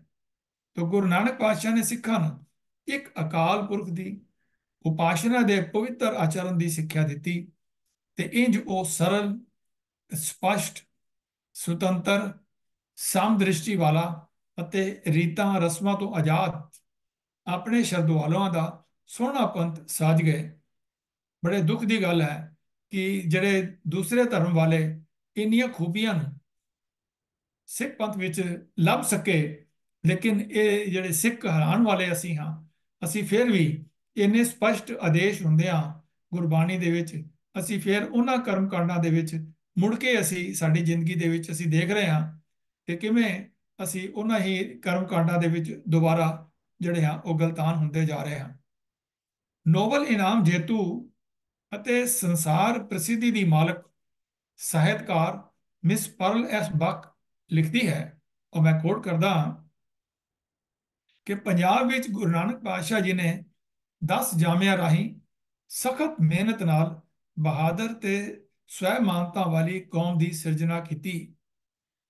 ਮਨੁੱਖਾਂ ਤੇ ਇਸਤਰੀਆਂ ਨੂੰ ਇਹ ਦੱਸਿਆ ਕਿ ਰੱਬ ਨੂੰ ਇੱਕ ਯਾਰੜੇ ਵਾਂਗ ਕਿਵੇਂ ਪਿਆਰ ਕਰਨਾ ਹੈ, ਕਿ ਰੱਬ ਨੂੰ ਆਪਣਾ ਯਾਰ ਸਮਝੋ, ਆਪਣਾ ਪਿਆਰਾ ਸਮਝੋ ਤੇ ਉਸ ਨਾਲ ਪਿਆਰ ਪਾਓ, ਪਿਆਰ ਦੀਆਂ ਪੀਂਘਾਂ ਪਾਓ, ਉਸ ਨੂੰ ਕਿਵੇਂ ਉੱਚੇ ਉੱਠਣਾ ਹੈ, ਸਵੈਮਾਨ ਕਾਇਮ ਕਰਨਾ ਹੈ, ਜ਼ਮੀਨ ਉੱਤੇ ਡਿੱਗ ਕੇ ਜਾਂ ਧਰਤੀ ਦਾ ਭਾਰ ਬਣ ਕੇ ਨਹੀਂ ਰਹਿਣਾ। ਇਹ ਧੰਨ ਗੁਰੂ ਨਾਨਕ ਪਾਤਸ਼ਾਹ ਜੀ ਨੇ ਸਿਖਾਇਆ ਹੈ। ਇਹ ਰੂਹ ਸੀ ਜੋ ਉਹਨਾਂ ਨੇ ਸਿੱਖਾਂ ਵਿੱਚ ਭਰੀ ਤੇ ਇਸ ਸਦਕਾ ਸਾਰੇ ਉੱਤਰੀ ਭਾਰਤ ਦੇ ਸਮਾਜ ਦਾ ਨਕਸ਼ਾ ਹੀ ਬਦਲ ਗਿਆ। ਇਸ ਬਾਰੇ ਪ੍ਰਸਿੱਧ ਜੋ ਅਰਥ ਸ਼ਾਸਤਰੀ ਜੋ ਵਿਦਵਾਨ ਹਨ, ਡਾਕਟਰ ਐਸ ਰਾਧਾ ਕ੍ਰਿਸ਼ਨਨ, ਜੋ ਭਾਰਤ ਦੇ ਰਾਸ਼ਟਰਪਤੀ ਵੀ ਰਹੇ ਹਨ, ਉਹ ਬੜੇ ਵਿਦਵਾਨ ਸਨ। ਉਹਨਾਂ ਨੇ ਵੀ ਆਪਣੇ ਇੱਕ ਭਾਸ਼ਣ ਵਿੱਚ ਜੋ ਗੱਲਾਂ ਕਹੀਆਂ ਮੈਂ ਆਪ ਜੀ ਨਾਲ ਸਾਂਝੀ ਕਰਦਾ ਹਾਂ। ਐਂਡ ਆਈ ਕੋਟ, ਗੁਰੂ ਨਾਨਕ ਪਾਤਸ਼ਾਹ ਜੀ ਨੇ ਇੱਕ ਅਜਿਹੀ ਕੌਮ ਬਣਾਉਣ ਦਾ ਜਿਹੜਾ ਹੈ ਉਹ ਯਤਨ ਆਰੰਭਿਆ ਜਿਸ ਵਿਚਲੇ ਮਰਦ ਇਸਤਰੀਆਂ ਵਿੱਚ ਸਵੈਮਾਨ ਤੇ ਅਣਖ ਹੋਵੇ, ਪਰਮਾਤਮਾ ਤੇ ਉਸਦੇ ਭਗਤਾਂ ਲਈ ਸ਼ਰਧਾ ਹੋਵੇ ਅਤੇ ਉਹਨਾਂ ਵਿੱਚ ਸਾਂਝੀਵਾਲਤਾ ਤੇ ਭਰਪਣ ਦੀ ਭਾਵਨਾ ਹੋਵੇ। ਸੋ ਗੁਰੂ ਨਾਨਕ ਪਾਤਸ਼ਾਹ ਨੇ ਇੱਕ ਨਵੀਂ ਕੌਮ ਦੇ ਬੀਜ ਬੀਜੇ ਅਤੇ ਦਸਮ ਪਾਤਸ਼ਾਹ ਨੇ ਇਸ ਕੌਮ ਨੂੰ ਸੰਪੂਰਨਤਾ ਬਖਸ਼ੀ। ਇਸ ਸੰਬੰਧੀ ਕਨਿੰਗਮ ਜਿਹੜਾ ਇੱਕ ਹੋਰ ਬੜਾ ਅੱਛਾ ਰਾਈਟਰ ਰਿਹਾ, ਜਿਨੇ ਕਾਫੀ ਕੁਝ ਸਿੱਖ ਧਰਮ ਨੂੰ ਸਟੱਡੀ ਕੀਤਾ ਹੈ ਔਰ ਲਿਖਿਆ ਵੀ ਹੈ, ਉਹਨਾਂ ਦੇ ਬੋਲ ਵੀ ਇੱਥੇ ਜਿਹੜੇ ਹਨ ਕਾਬਲੇ ਗੌਰ ਹਨ। ਉਹ ਮੈਂ ਕੋਟ ਕਰਦਾ ਹਾਂ, ਇਹ ਗੁਰੂ ਨਾਨਕ ਪਾਤਸ਼ਾਹ ਦੇ ਹੀ ਹਿੱਸੇ ਆਇਆ ਸੀ ਕਿ ਉਹ ਐਸੇ ਮੁੱਖ ਅਸੂਲ ਅਪਣਾਉਣ ਜਿਨ੍ਹਾਂ ਰਾਹੀਂ ਨੀਵੇਂ, ਉੱਚੇ ਅਤੇ ਜਾਤ ਪਾਤ ਦੇ ਵਖੇਵਿਆਂ ਦਾ ਖਾਤਮਾ ਹੀ ਹੋ ਜਾਏ। ਉਹਨਾਂ ਮੁੱਖ ਅਸੂਲਾਂ ਉੱਤੇ ਹੀ ਧੰਨ ਗੁਰੂ ਗੋਬਿੰਦ ਸਿੰਘ ਸਾਹਿਬ ਜੀ ਨੇ ਐਸੀ ਕੌਮ ਤਿਆਰ ਕੀਤੀ, ਖਾਲਸਾ ਕੌਮ ਤਿਆਰ ਕੀਤੀ, ਜੋ ਨੀਵੇਂ ਉੱਚੇ ਦਾ ਭੇਦ ਮਿਟਾ ਕੇ ਸਭ ਨੂੰ ਇੱਕ ਪੱਧਰ, ਭਾਵੇਂ ਉਹ ਧਾਰਮਿਕ ਸੀ ਜਾਂ ਰਾਜਨੀਤਿਕ ਸਤਰ ਦੇ ਉੱਪਰ ਲੈ ਆਈ। ਇੱਕ ਹੋਰ ਪ੍ਰਸਿੱਧ ਵਿਦਵਾਨ ਡਾਕਟਰ ਗੋਕਲ ਚੰਦ ਨਾਰੰਗ ਜੀ ਨੇ ਵੀ ਇਸ ਧਰਮ ਦਾ ਨਿਰਮਲ ਪੰਥ ਦਾ ਮੁਤਾਲਿਆ ਕਰਦਿਆਂ ਹੋਇਆ ਧੰਨ ਗੁਰੂ ਨਾਨਕ ਪਾਤਸ਼ਾਹ ਦੇ ਬਾਰੇ ਲਿਖਦੇ ਹਨ, ਬਹੁਤ ਖੂਬ ਲਿਖਿਆ ਹੈ ਕਿ ਖਾਲਸਾ ਪੰਥ ਉਸ ਉન્નਤੀ ਦਾ ਨਤੀਜਾ ਸੀ। ਖਾਲਸਾ ਪੰਥ, ਸਿੱਖ ਪੰਥ ਜਾਂ ਨਿਰਮਲ ਪੰਥ, ਇਹ ਭਾਵੇਂ ਵਰਡ ਤਿੰਨ ਹੋਣ, ਲੇਕਿਨ ਵਿਚਾਰਧਾਰਾ ਇੱਕੋ ਹੀ ਹੈ। ਕੋਈ ਭੁਲੇਖੇ ਖਾਣ ਦੀ ਲੋੜ ਨਹੀਂ। ਉન્નਤੀ ਦਾ ਨਤੀਜਾ ਸੀ। ਖਾਲਸਾ ਪੰਥ ਉਸ ਤਰੱਕੀ ਦਾ, ਉન્નਤੀ ਦਾ ਨਤੀਜਾ ਸੀ ਜੋ ਮੁੜ ਤੋਂ ਹੁੰਦੀ ਆਈ ਸੀ। ਜਿਸ ਫਸਲ ਨੇ ਗੁਰੂ ਗੋਬਿੰਦ ਸਿੰਘ ਜੀ ਦੇ ਸਮੇਂ ਭਰਵਾਂ ਫਲ ਦਿੱਤਾ, ਉਸ ਦੀ ਬਿਜਾਈ ਗੁਰੂ ਨਾਨਕ ਦੇਵ ਜੀ ਨੇ ਕੀਤੀ ਸੀ ਅਤੇ ਉਸ ਤੋਂ ਬਾਅਦ ਗੁਰੂਆਂ ਨੇ ਉਸ ਨੂੰ ਸਿੰਜਿਆ ਸੀ। ਜਿਸ ਤੇਗ ਨੇ ਖਾਲਸੇ ਦੀ ਸ਼ਾਨ ਫੈਲਾਈ ਸੀ, ਇਹ ਠੀਕ ਹੈ ਕਿ ਉਸ ਨੂੰ ਤਿਆਰ ਗੁਰੂ ਗੋਬਿੰਦ ਸਿੰਘ ਸਾਹਿਬ ਜੀ ਨੇ ਕੀਤਾ ਸੀ, ਪਰ ਇਸ ਤੇਗ ਦੀ ਫਲਾਦ, ਜਿਸ ਤੋਂ ਉਹ ਤੇਗ ਤਿਆਰ ਹੋਈ, ਧੰਨ ਗੁਰੂ ਨਾਨਕ ਪਾਤਸ਼ਾਹ ਜੀ ਹੀ ਆਪਣੇ ਜੀਵਨ ਪਰਯੰਤ ਕਮਾ ਕੇ ਦੇ ਗਏ ਸਨ। ਇੱਕ ਹੋਰ ਵਿਦਵਾਨ ਲਾਲਾ ਦੌਲਤ ਰਾਏ ਆਰੀਆ, ਉਹਨਾਂ ਨੇ ਵੀ ਆਪਣੇ ਇਹੋ ਜਿਹੇ ਵਿਚਾਰ ਜਿਹੜੇ ਹਨ ਦਿੱਤੇ ਹਨ। ਉਹਨਾਂ ਨੇ ਕਿਹਾ ਕਿ ਆਪ ਆਪਣੀ ਪੁਸਤਕ ਸਵਾਨੇ ਉਮਰੀ ਗੁਰੂ ਗੋਬਿੰਦ ਸਿੰਘ ਦੇ ਪੰਨਾ 38 ਦੇ ਉੱਤੇ ਲਿਖਦੇ ਹਨ, जिस दरख्त को गुरु नानक देव जी ने लगाया था, जिस दरख्त को गुरु अर्जन देव जी और गुरु हरगोबिंद साहब ने अपने खून का पानी और हड्डियों का खाद देकर जमीन से उठाया था, जिसको गुरु तेग बहादुर जी ने अपने खून से सींच कर जरा बढ़ाया था, उसको गुरु गोविंद सिंह जी ने अपने चारों बेटों और हजारों अकीदतमंद सिंहों के खून के लबालब हुनरों से ऐसा बलवान चढ़ाया कि आखिर वो फल लाया। वो फल क्या थे? वो फल थे कौमियत, अखावत, वादत और मोहब्बत। यानी ऐसा फल जिसका पोस्त वहादत इलाही, जिसके रेशे मोहब्बत, जिसकी पर्दे हुबुल वतनी, जिसकी गिटक अखवत और जिसका शीरी रस कौमियत थी। डॉक्टर गोपाल चंद नारंग जी एक होर विद्वान ਹਨ और ਲਾਲਾ ਦੌਲਤ ਰਾਏ ਆਰੀਆ ਜੀ ਦੇ ਉਪਰੋਕਤ ਵਿਚਾਰਾਂ ਨੂੰ ਜੇ ਇਤਿਹਾਸਕ ਤੱਥਾਂ ਨਾਲ ਮੇਲ ਕਰਕੇ ਵੇਖੀਏ ਤਾਂ ਇਹ 100% ਠੀਕ ਨਜ਼ਰ ਆਉਂਦੇ ਹਨ। ਡਾਕਟਰ ਗੋਪਾਲ ਚੰਦ ਨਾਰੰਗ ਅਤੇ ਲਾਲਾ ਦੌਲਤ ਰਾਏ ਜੀ ਆਰੀਆ ਦੇ ਉਪਰੋਕਤ ਵਿਚਾਰਾਂ ਨੂੰ ਅਸੀਂ ਗੌਰ ਨਾਲ ਵਿਚਾਰਿਆ ਹੈ। ਧੰਨ ਗੁਰੂ ਨਾਨਕ ਪਾਤਸ਼ਾਹ ਜੀ ਨੇ ਜਿਸ ਨਿਰਮਲ ਪੰਥ ਦੀ ਨੀਂਹ ਰੱਖੀ ਸੀ, ਉਸ ਨੂੰ ਹੋਰ ਮਜ਼ਬੂਤ ਬਣਾਉਣ ਲਈ ਉਹਨਾਂ ਤੋਂ ਮਗਰਲੇ ਸਭ ਗੁਰੂ ਸਾਹਿਬਾਨ ਵਿਸ਼ੇਸ਼ ਤੌਰ ਤੇ ਯਤਨਸ਼ੀਲ ਰਹੇ ਹਨ। ਗੁਰੂ ਅੰਗਦ ਪਾਤਸ਼ਾਹ ਜੀ ਨੇ ਲੰਗਰ ਦੀ ਮਰਿਆਦਾ ਨੂੰ ਹੋਰ ਮਜ਼ਬੂਤ ਕੀਤਾ, ਆਪਣੇ ਪੰਜਾਬੀ ਬੋਲੀ ਦਾ ਪ੍ਰਚਾਰ ਕੀਤਾ, ਗੁਰਮੁਖੀ ਲਿਪੀ ਦੀ ਸੁਧਾਈ ਕੀਤੀ ਅਤੇ ਬੱਚਿਆਂ ਲਈ ਕਾਇਦੇ ਲਿਖਵਾਏ। ਸਿੱਖਾਂ ਨੂੰ ਜ਼ਮੀਨੀ ਤੌਰ ਤੇ ਤੰਦਰੁਸਤ ਅਤੇ ਬਲਵਾਨ ਬਣਾਉਣ ਲਈ ਮੱਲ ਅਖਾੜੇ ਕਾਇਮ ਕੀਤੇ। ਤੀਜੇ ਪਾਤਸ਼ਾਹ ਸ੍ਰੀ ਗੁਰੂ ਅਮਰਦਾਸ ਜੀ ਨੇ ਗੁਰਮਤਿ ਦੇ ਪ੍ਰਚਾਰ ਲਈ ਸਾਰੇ ਦੇਸ਼ ਵਿੱਚ ਮੰਜੀਆਂ ਅਤੇ ਪੀੜ੍ਹੇ ਸਥਾਪਿਤ ਕੀਤੇ ਜੋ ਪ੍ਰਚਾਰ ਦੇ ਕੇਂਦਰ ਸਨ। ਗੁਰੂ ਰਾਮਦਾਸ ਪਾਤਸ਼ਾਹ ਨੇ ਮਸੰਦ ਪ੍ਰਥਾ ਚਾਲੂ ਕੀਤੀ। ਮਸੰਦਾਂ ਦਾ ਕੰਮ ਵੱਖ-ਵੱਖ ਇਲਾਕਿਆਂ ਦੀਆਂ ਸੰਗਤਾਂ ਨੂੰ ਗੁਰੂ ਘਰ ਨਾਲ ਜੋੜੀ ਰੱਖਣਾ ਸੀ। ਉਹ ਜਿੱਥੇ ਧਰਮ ਪ੍ਰਚਾਰ ਕਰਦੇ ਸਨ ਅਤੇ ਕਾਰ ਭੇਟਾ ਉਗਰਾਉਂਦੇ ਸਨ, ਉੱਥੇ ਇਲਾਕੇ ਦੀਆਂ ਸੰਗਤਾਂ ਦੀ ਰਿਪੋਰਟ, ਸਿੱਖੀ ਦਾ ਪ੍ਰਚਾਰ ਕਿਵੇਂ ਹੋ ਰਿਹਾ ਹੈ, ਕਿੰਨਾ ਵਾਧਾ ਹੋ ਰਿਹਾ ਹੈ, ਕਿਹੜੇ-ਕਿਹੜੇ ਗੁਰਸਿੱਖ ਵਿਸ਼ੇਸ਼ ਤੌਰ ਤੇ ਕੌਮੀ ਸੇਵਾ ਵਿੱਚ ਲੱਗੇ ਹੋਏ ਹਨ, ਆਦਿ ਦਾ ਵੇਰਵਾ ਗੁਰੂ ਸਾਹਿਬ ਤੱਕ ਗੁਰੂ ਦਰਬਾਰ ਵਿੱਚ ਪੇਸ਼ ਕਰਦੇ ਸਨ। ਧੰਨ ਗੁਰੂ ਅਰਜਨ ਪਾਤਸ਼ਾਹ ਜੀ ਨੇ ਸ੍ਰੀ ਗੁਰੂ ਗ੍ਰੰਥ ਸਾਹਿਬ ਦੀ ਸੰਪਾਦਨਾ ਕਰਕੇ ਸਿੱਖਾਂ ਨੂੰ ਜੁਗੋ ਜੁਗ ਅਟਲ ਸ਼ਬਦ ਗੁਰੂ ਦੀ ਦੇਣ ਦਿੱਤੀ। ਸਿੱਖਾਂ ਨੂੰ ਅਨਮਤੀਆਂ ਦੇ ਪ੍ਰਭਾਵਾਂ ਅਤੇ ਕੁਰੂਪੀ ਤੋਂ ਬਚਾਉਣ ਲਈ ਸਿੱਖ ਪ੍ਰਭਾਵੀ ਨਗਰ ਵਸਾਏ। ਕੇਂਦਰੀ ਧਰਮ ਅਸਥਾਨ ਸ੍ਰੀ ਹਰਿਮੰਦਰ ਸਾਹਿਬ ਦੀ ਉਸਾਰੀ ਕੀਤੀ। ਅੰਮ੍ਰਿਤਸਰ ਨੂੰ ਇੱਕ ਵਪਾਰਕ ਨਗਰ ਦੇ ਰੂਪ ਵਿੱਚ ਵਿਕਸਿਤ ਕਰਕੇ ਸਿੱਖਾਂ ਦੀ ਆਰਥਿਕ ਦਸ਼ਾ ਨੂੰ ਮਜ਼ਬੂਤ ਕੀਤਾ। ਇਸੇ ਮਨੋਰਥ ਲਈ ਹੀ ਦਸਵੰਧ ਦੀ ਪ੍ਰਥਾ ਆਰੰਭ ਕੀਤੀ। ਇਸ ਧਰਮ ਦੇ ਉੱਚੇ ਸੁੱਚੇ ਸਿਧਾਂਤਾਂ ਦੀ ਰੱਖਿਆ ਲਈ ਨੇਕਾਂ ਤਸੀਹੇ ਸਹਾਰ ਕੇ ਸ਼ਹੀਦੀ ਤੱਕ ਜਿਹੜੀ ਹੈ ਉਹ ਦਿੱਤੀ। ਛੇਵੇਂ ਪਾਤਸ਼ਾਹ ਸ੍ਰੀ ਗੁਰੂ ਹਰਗੋਬਿੰਦ ਸਾਹਿਬ ਜੀ ਨੇ ਸਿੱਖਾਂ ਨੂੰ ਤਲਵਾਰ ਫੜਾਈ, ਭਗਤੀ ਅਤੇ ਸ਼ਕਤੀ ਦਾ ਸੁਮੇਲ ਕੀਤਾ। ਆਪਨੇ ਦਰਬਾਰ ਸਾਹਿਬ ਦੇ ਨੇੜੇ ਅਕਾਲ ਤਖਤ ਦੀ ਰਚਨਾ ਕਰਕੇ ਧਰਮ ਅਤੇ ਰਾਜਨੀਤੀ ਨੂੰ ਅਮਲੀ ਤੌਰ ਤੇ ਆਪਸ ਵਿੱਚ ਜੋੜ ਦਿੱਤਾ। ਅਕਾਲ ਤਖਤ ਉਦੋਂ ਤੋਂ ਲੈ ਕੇ ਅੱਜ ਤੱਕ ਸਿੱਖਾਂ ਦੇ ਹਰ ਤਰ੍ਹਾਂ ਦੇ ਮਸਲੇ ਧਾਰਮਿਕ, ਸਮਾਜਿਕ ਤੇ ਰਾਜਨੀਤਿਕ ਸੁਲਝਾਉਂਦਾ ਆ ਰਿਹਾ ਹੈ ਤੇ ਸਿੱਖਾਂ ਨੂੰ ਅਗਵਾਈ ਦਿੰਦਾ ਆ ਰਿਹਾ ਹੈ। ਆਪ ਸਿੱਖੀ ਪ੍ਰਚਾਰ ਲਈ ਦੇਸ਼ ਦੇ ਕੁਝ ਭਾਗਾਂ ਵਿੱਚ ਆ ਗਏ। ਗੁਰੂ ਹਰਿਰਾਏ ਸਾਹਿਬ ਜੀ, ਗੁਰੂ ਹਰਕ੍ਰਿਸ਼ਨ ਸਾਹਿਬ ਜੀ ਨੇ ਵੀ ਆਪਣੇ ਸਮੇਂ ਗੁਰਮਤਿ ਦੀ ਖੁਸ਼ਬੂ ਨੂੰ ਫੈਲਾਇਆ। ਨੌਵੀਂ ਪਾਤਸ਼ਾਹੀ ਸ੍ਰੀ ਗੁਰੂ ਤੇਗ ਬਹਾਦਰ ਸਾਹਿਬ ਜੀ ਨੇ ਸਿੱਖਾਂ ਨੂੰ ਅਣਖ ਨਾਲ ਜਿਉਣ ਅਤੇ ਮਰਨ ਦੀ ਜਾਚ ਸਿਖਾਈ। ਔਰ ਇਹ ਇੱਕ ਬੜੀ ਵੱਡੀ ਗੱਲ ਧੰਨ ਗੁਰੂ ਤੇਗ ਬਹਾਦਰ ਸਾਹਿਬ ਜੀ ਨੇ ਆਪਣੇ ਉਸ ਪ੍ਰਚਾਰ ਵਿੱਚ ਕੀਤੀ ਕਿ ਭਾਵੇਂ ਜਿੱਥੇ ਉਹਨਾਂ ਦਾ ਅਕੀਦਾ ਨਹੀਂ ਸੀ, ਜਦੋਂ ਬ੍ਰਾਹਮਣਾਂ ਨੇ ਉਹਨਾਂ ਨੂੰ ਅਪਰੋਚ ਕੀਤਾ ਕਿ ਔਰੰਗਜ਼ੇਬ ਸਾਡੇ ਜਨੇਊ ਲਾ ਰਿਹਾ ਹੈ, ਧੱਕੇ ਨਾਲ ਲਾ ਰਿਹਾ ਹੈ ਤੇ ਸਾਡਾ ਧਰਮ ਖਤਰੇ 'ਚ ਹੈ, ਤੇ ਤੁਸੀਂ ਸਾਡੀ ਬਾਹ ਫੜੋ, ਤਾਂ ਧੰਨ ਗੁਰੂ ਤੇਗ ਬਹਾਦਰ ਸਾਹਿਬ ਜੀ ਨੇ ਉਹਨਾਂ ਨੂੰ ਵਿਸ਼ਵਾਸ ਦਿਵਾਇਆ ਕਿ ਮੈਂ ਆਪ ਜੀ ਦੇ ਨਾਲ ਖੜਾ ਹਾਂ। ਔਰ ਔਰੰਗਜ਼ੇਬ ਨੂੰ ਜਾ ਕੇ ਕਹਿ ਦਿਓ ਕਿ ਜੇਕਰ ਤੇਗ ਬਹਾਦਰ ਜਿਹੜੇ ਹਨ ਉਹ ਮੁਸਲਮਾਨ ਬਣ ਜਾਂਦੇ ਆ ਤਾਂ ਅਸੀਂ ਸਾਰੇ ਬਣ ਜਾਵਾਂਗੇ।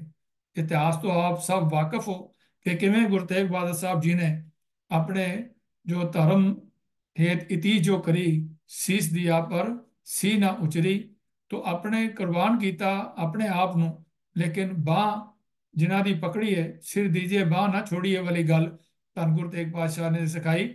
ਔਰ ਕਿਸੇ ਹੋਰ ਧਰਮ ਵਾਸਤੇ ਜਿਹੜਾ ਉਹਨਾਂ ਦਾ ਆਪਣਾ ਅਕੀਦਾ ਨਹੀਂ ਵੀ ਸੀ, ਆਪਣਾ ਵਿਸ਼ਵਾਸ ਨਹੀਂ ਵੀ ਸੀ, ਫਿਰ ਵੀ ਉਹਨਾਂ ਦੇ ਬਾਹ ਪਕੜ ਕੇ ਇੱਕ ਦੁਨੀਆ सामने एक मिसाल पैदा कर दी थी कि जो निर्मल पंथ वाला है, जो गुरु का सिख है, वो केवल अपने धर्म की राखी नहीं करता, दूसरे दे धर्मां दी भी मजलूमां दी भी राखी करता है, जिन्हां दी अपनी ਜਿਹੜੀ ਧਰਮ ਉਹਨਾਂ ਦਾ ਖਤਰੇ ਵਿੱਚ ਹੋਵੇ, ਉਹਨਾਂ ਦੀ ਅਣਖ ਖਤਰੇ ਵਿੱਚ ਹੋਵੇ ਤੇ ਉਹਨਾਂ ਦੇ ਬਚਾਅ ਵਾਸਤੇ ਅਗਰ ਕੁਰਬਾਨੀ ਵੀ ਕਰਨੀ ਪਵੇ ਤਾਂ ਉਹ ਵੀ ਗੁਰੂ ਤੇਗ ਬਹਾਦਰ ਸਾਹਿਬ ਜੀ ਨੇ ਸਾਨੂੰ ਸਿਖਾਇਆ। ਤੋਂ ਇਸ ਤੋਂ ਪਹਿਲਾਂ ਆਪ ਸਿੱਖੀ ਦੇ ਪ੍ਰਚਾਰ ਲਈ ਧੰਨ ਗੁਰੂ ਤੇਗ ਬਹਾਦਰ ਸਾਹਿਬ ਜੀ ਸਾਰੇ ਹੀ ਦੇਸ਼ ਵਿੱਚ ਘੁੰਮੇ। ਤਕਰੀਬਨ ਉਹਨਾਂ ਸਥਾਨਾਂ ਦੇ ਉੱਪਰ ਗਏ ਜਿੱਥੇ ਗੁਰੂ ਨਾਨਕ ਪਾਤਸ਼ਾਹ ਵੀ ਗਏ ਸਨ। ਇਨ ਸਤਿਗੁਰਾਂ ਦੇ ਮਹਾਨ ਯਤਨਾਂ ਅਤੇ ਕਾਲਨਾਵਾਂ ਸਦਕਾ ਸਿੱਖ ਇੱਕ ਮਜ਼ਬੂਤ ਸਮਾਜ ਦੇ ਰੂਪ ਵਿੱਚ ਸੰਗਠਿਤ ਹੋਏ। ਸਾਹਿਬ ਸ੍ਰੀ ਗੁਰੂ ਗੋਬਿੰਦ ਸਿੰਘ ਜੀ ਨੇ 30 ਮਾਰਚ 1699 ਨੂੰ ਵਿਸਾਖੀ ਵਾਲੇ ਦਿਨ ਜੋ ਹੁਣ ਤੱਕ ਦੇ ਵਿਚਾਰ ਧਰਮ ਸਿਧਾਂਤ ਦੇ ਗੁਰੂ ਨਾਨਕ ਪਾਤਸ਼ਾਹ ਜੀ ਨੇ ਔਰ ਬਾਕੀ ਗੁਰੂ ਸਾਹਿਬ ਨੇ ਫੈਲਾਏ ਸਨ, ਉਹਨਾਂ ਦੀ ਪ੍ਰੀਖਿਆ ਲੈ ਕਰਕੇ 30 ਮਾਰਚ 1699 ਵਾਲੇ ਦਿਨ ਕੇਸਗੜ੍ਹ ਸਾਹਿਬ ਤੋਂ ਇੱਕ ਵਿਧੀ ਪੂਰਵਕ ਖਾਲਸਾ ਪੰਥ ਦਾ ਜਿਹੜਾ ਹੈ ਨਵਾਂ ਜਿਹੜਾ ਰੂਪ ਸਾਡੇ ਸਾਹਮਣੇ ਪੇਸ਼ ਕੀਤਾ। ਇੰਜ ਗੁਰੂ ਨਾਨਕ ਸਾਹਿਬ ਦਾ ਨਿਰਮਲ ਪੰਥ ਹੀ ਖਾਲਸਾ ਪੰਥ ਦੇ ਨਾਮ ਨਾਲ ਜਾਣਿਆ ਜਾਣ ਲੱਗ ਪਿਆ। ਇਹ ਹੀ ਗੁਰੂ ਨਾਨਕ ਪਾਤਸ਼ਾਹ ਦਾ ਮੁੱਖ ਉਦੇਸ਼ ਸੀ ਔਰ ਇਹ ਹੀ ਧੰਨ ਗੁਰੂ ਨਾਨਕ ਪਾਤਸ਼ਾਹ ਦਾ ਨਿਰਮਲ ਪੰਥ ਸੀ ਜਿਹੜਾ ਕਿ ਸਾਡੇ ਸਾਹਮਣੇ ਜਿਹੜਾ ਆਇਆ। ਔਰ ਗੁਰੂ ਨਾਨਕ ਪਾਤਸ਼ਾਹ ਨੇ ਆਪਣੇ ਇਸ ਨਿਰਮਲ ਪੰਥ ਦੇ ਵਿੱਚ ਸਭ ਤੋਂ ਜ਼ਿਆਦਾ ਜਿਹੜੀ ਇੰਪੋਰਟੈਂਸ ਦਿੱਤੀ ਉਹ ਸੀ ਕਿ ਸਾਡਾ ਕਿਰਦਾਰ, ਸਿੱਖ ਦਾ ਕਿਰਦਾਰ ਜਿਹੜਾ ਹੈ ਉਹ ਬੋਲਦਾ ਹੈ। ਔਰ ਇਹ ਤੱਕ ਸੀਗਾ ਕਿ ਅਗਰ ਗੁਰੂ ਦਾ ਸਿੱਖ ਕਿਸੇ ਕੋਰਟ ਦੇ ਅੰਦਰ ਗਵਾਹੀ ਦੇ ਦਿੰਦਾ ਸੀ ਤਾਂ ਜੱਜ ਜਿਹੜਾ ਹੈ ਉਸਦੇ ਹੱਕ ਵਿੱਚ ਫੈਸਲਾ ਦੇ ਦਿੰਦਾ ਸੀ ਕਿ ਇਹ ਸਿੱਖ ਜਿਹੜਾ ਹੈ ਕਦੀ ਝੂਠ ਨਹੀਂ ਬੋਲਦਾ ਤੇ ਇਹਨਾਂ ਦੇ ਜੋ ਗਵਾਹੀ ਦਿੱਤੀ ਹੋਈ ਹੈ ਉਸ ਦੇ ਅਨੁਸਾਰ ਉਸ ਕੇਸ ਦਾ ਜਿਹੜਾ ਹੈ ਉਹ ਫੈਸਲਾ ਜਿਹੜਾ ਦੇ ਦਿੱਤੇ ਜਾਂਦੇ ਸਨ। ਸੋ ਧੰਨ ਗੁਰੂ ਨਾਨਕ ਪਾਤਸ਼ਾਹ ਦੇ ਇਸ ਨਿਰਮਲ ਪੰਥ ਦੀ ਵਿਚਾਰ ਕਰਦੇ ਹਾਂ ਪਿਛਲੇ ਸਮੇਂ ਅੰਦਰ ਵੀ ਅਨੇਕਾਂ ਭੁੱਲਾਂ ਹੋ ਗਈਆਂ ਹੋਣਗੀਆਂ। ਤੋ ਆਪ ਜੀ ਪਾਸੋਂ ਮੈਂ ਦੋਵੇਂ ਹੱਥ ਜੋੜ ਕੇ ਖਿਮਾ ਮੰਗਦਾ ਹਾਂ ਔਰ ਗੱਜ ਕੇ ਫਤਿਹ ਬੁਲਾਉਂਦਾ ਹਾਂ। ਆਓ ਫਤਿਹ ਬੁਲਾਈਏ। ਵਾਹਿਗੁਰੂ ਜੀ ਕਾ ਖਾਲਸਾ, ਵਾਹਿਗੁਰੂ ਜੀ ਕੀ ਫਤਿਹ।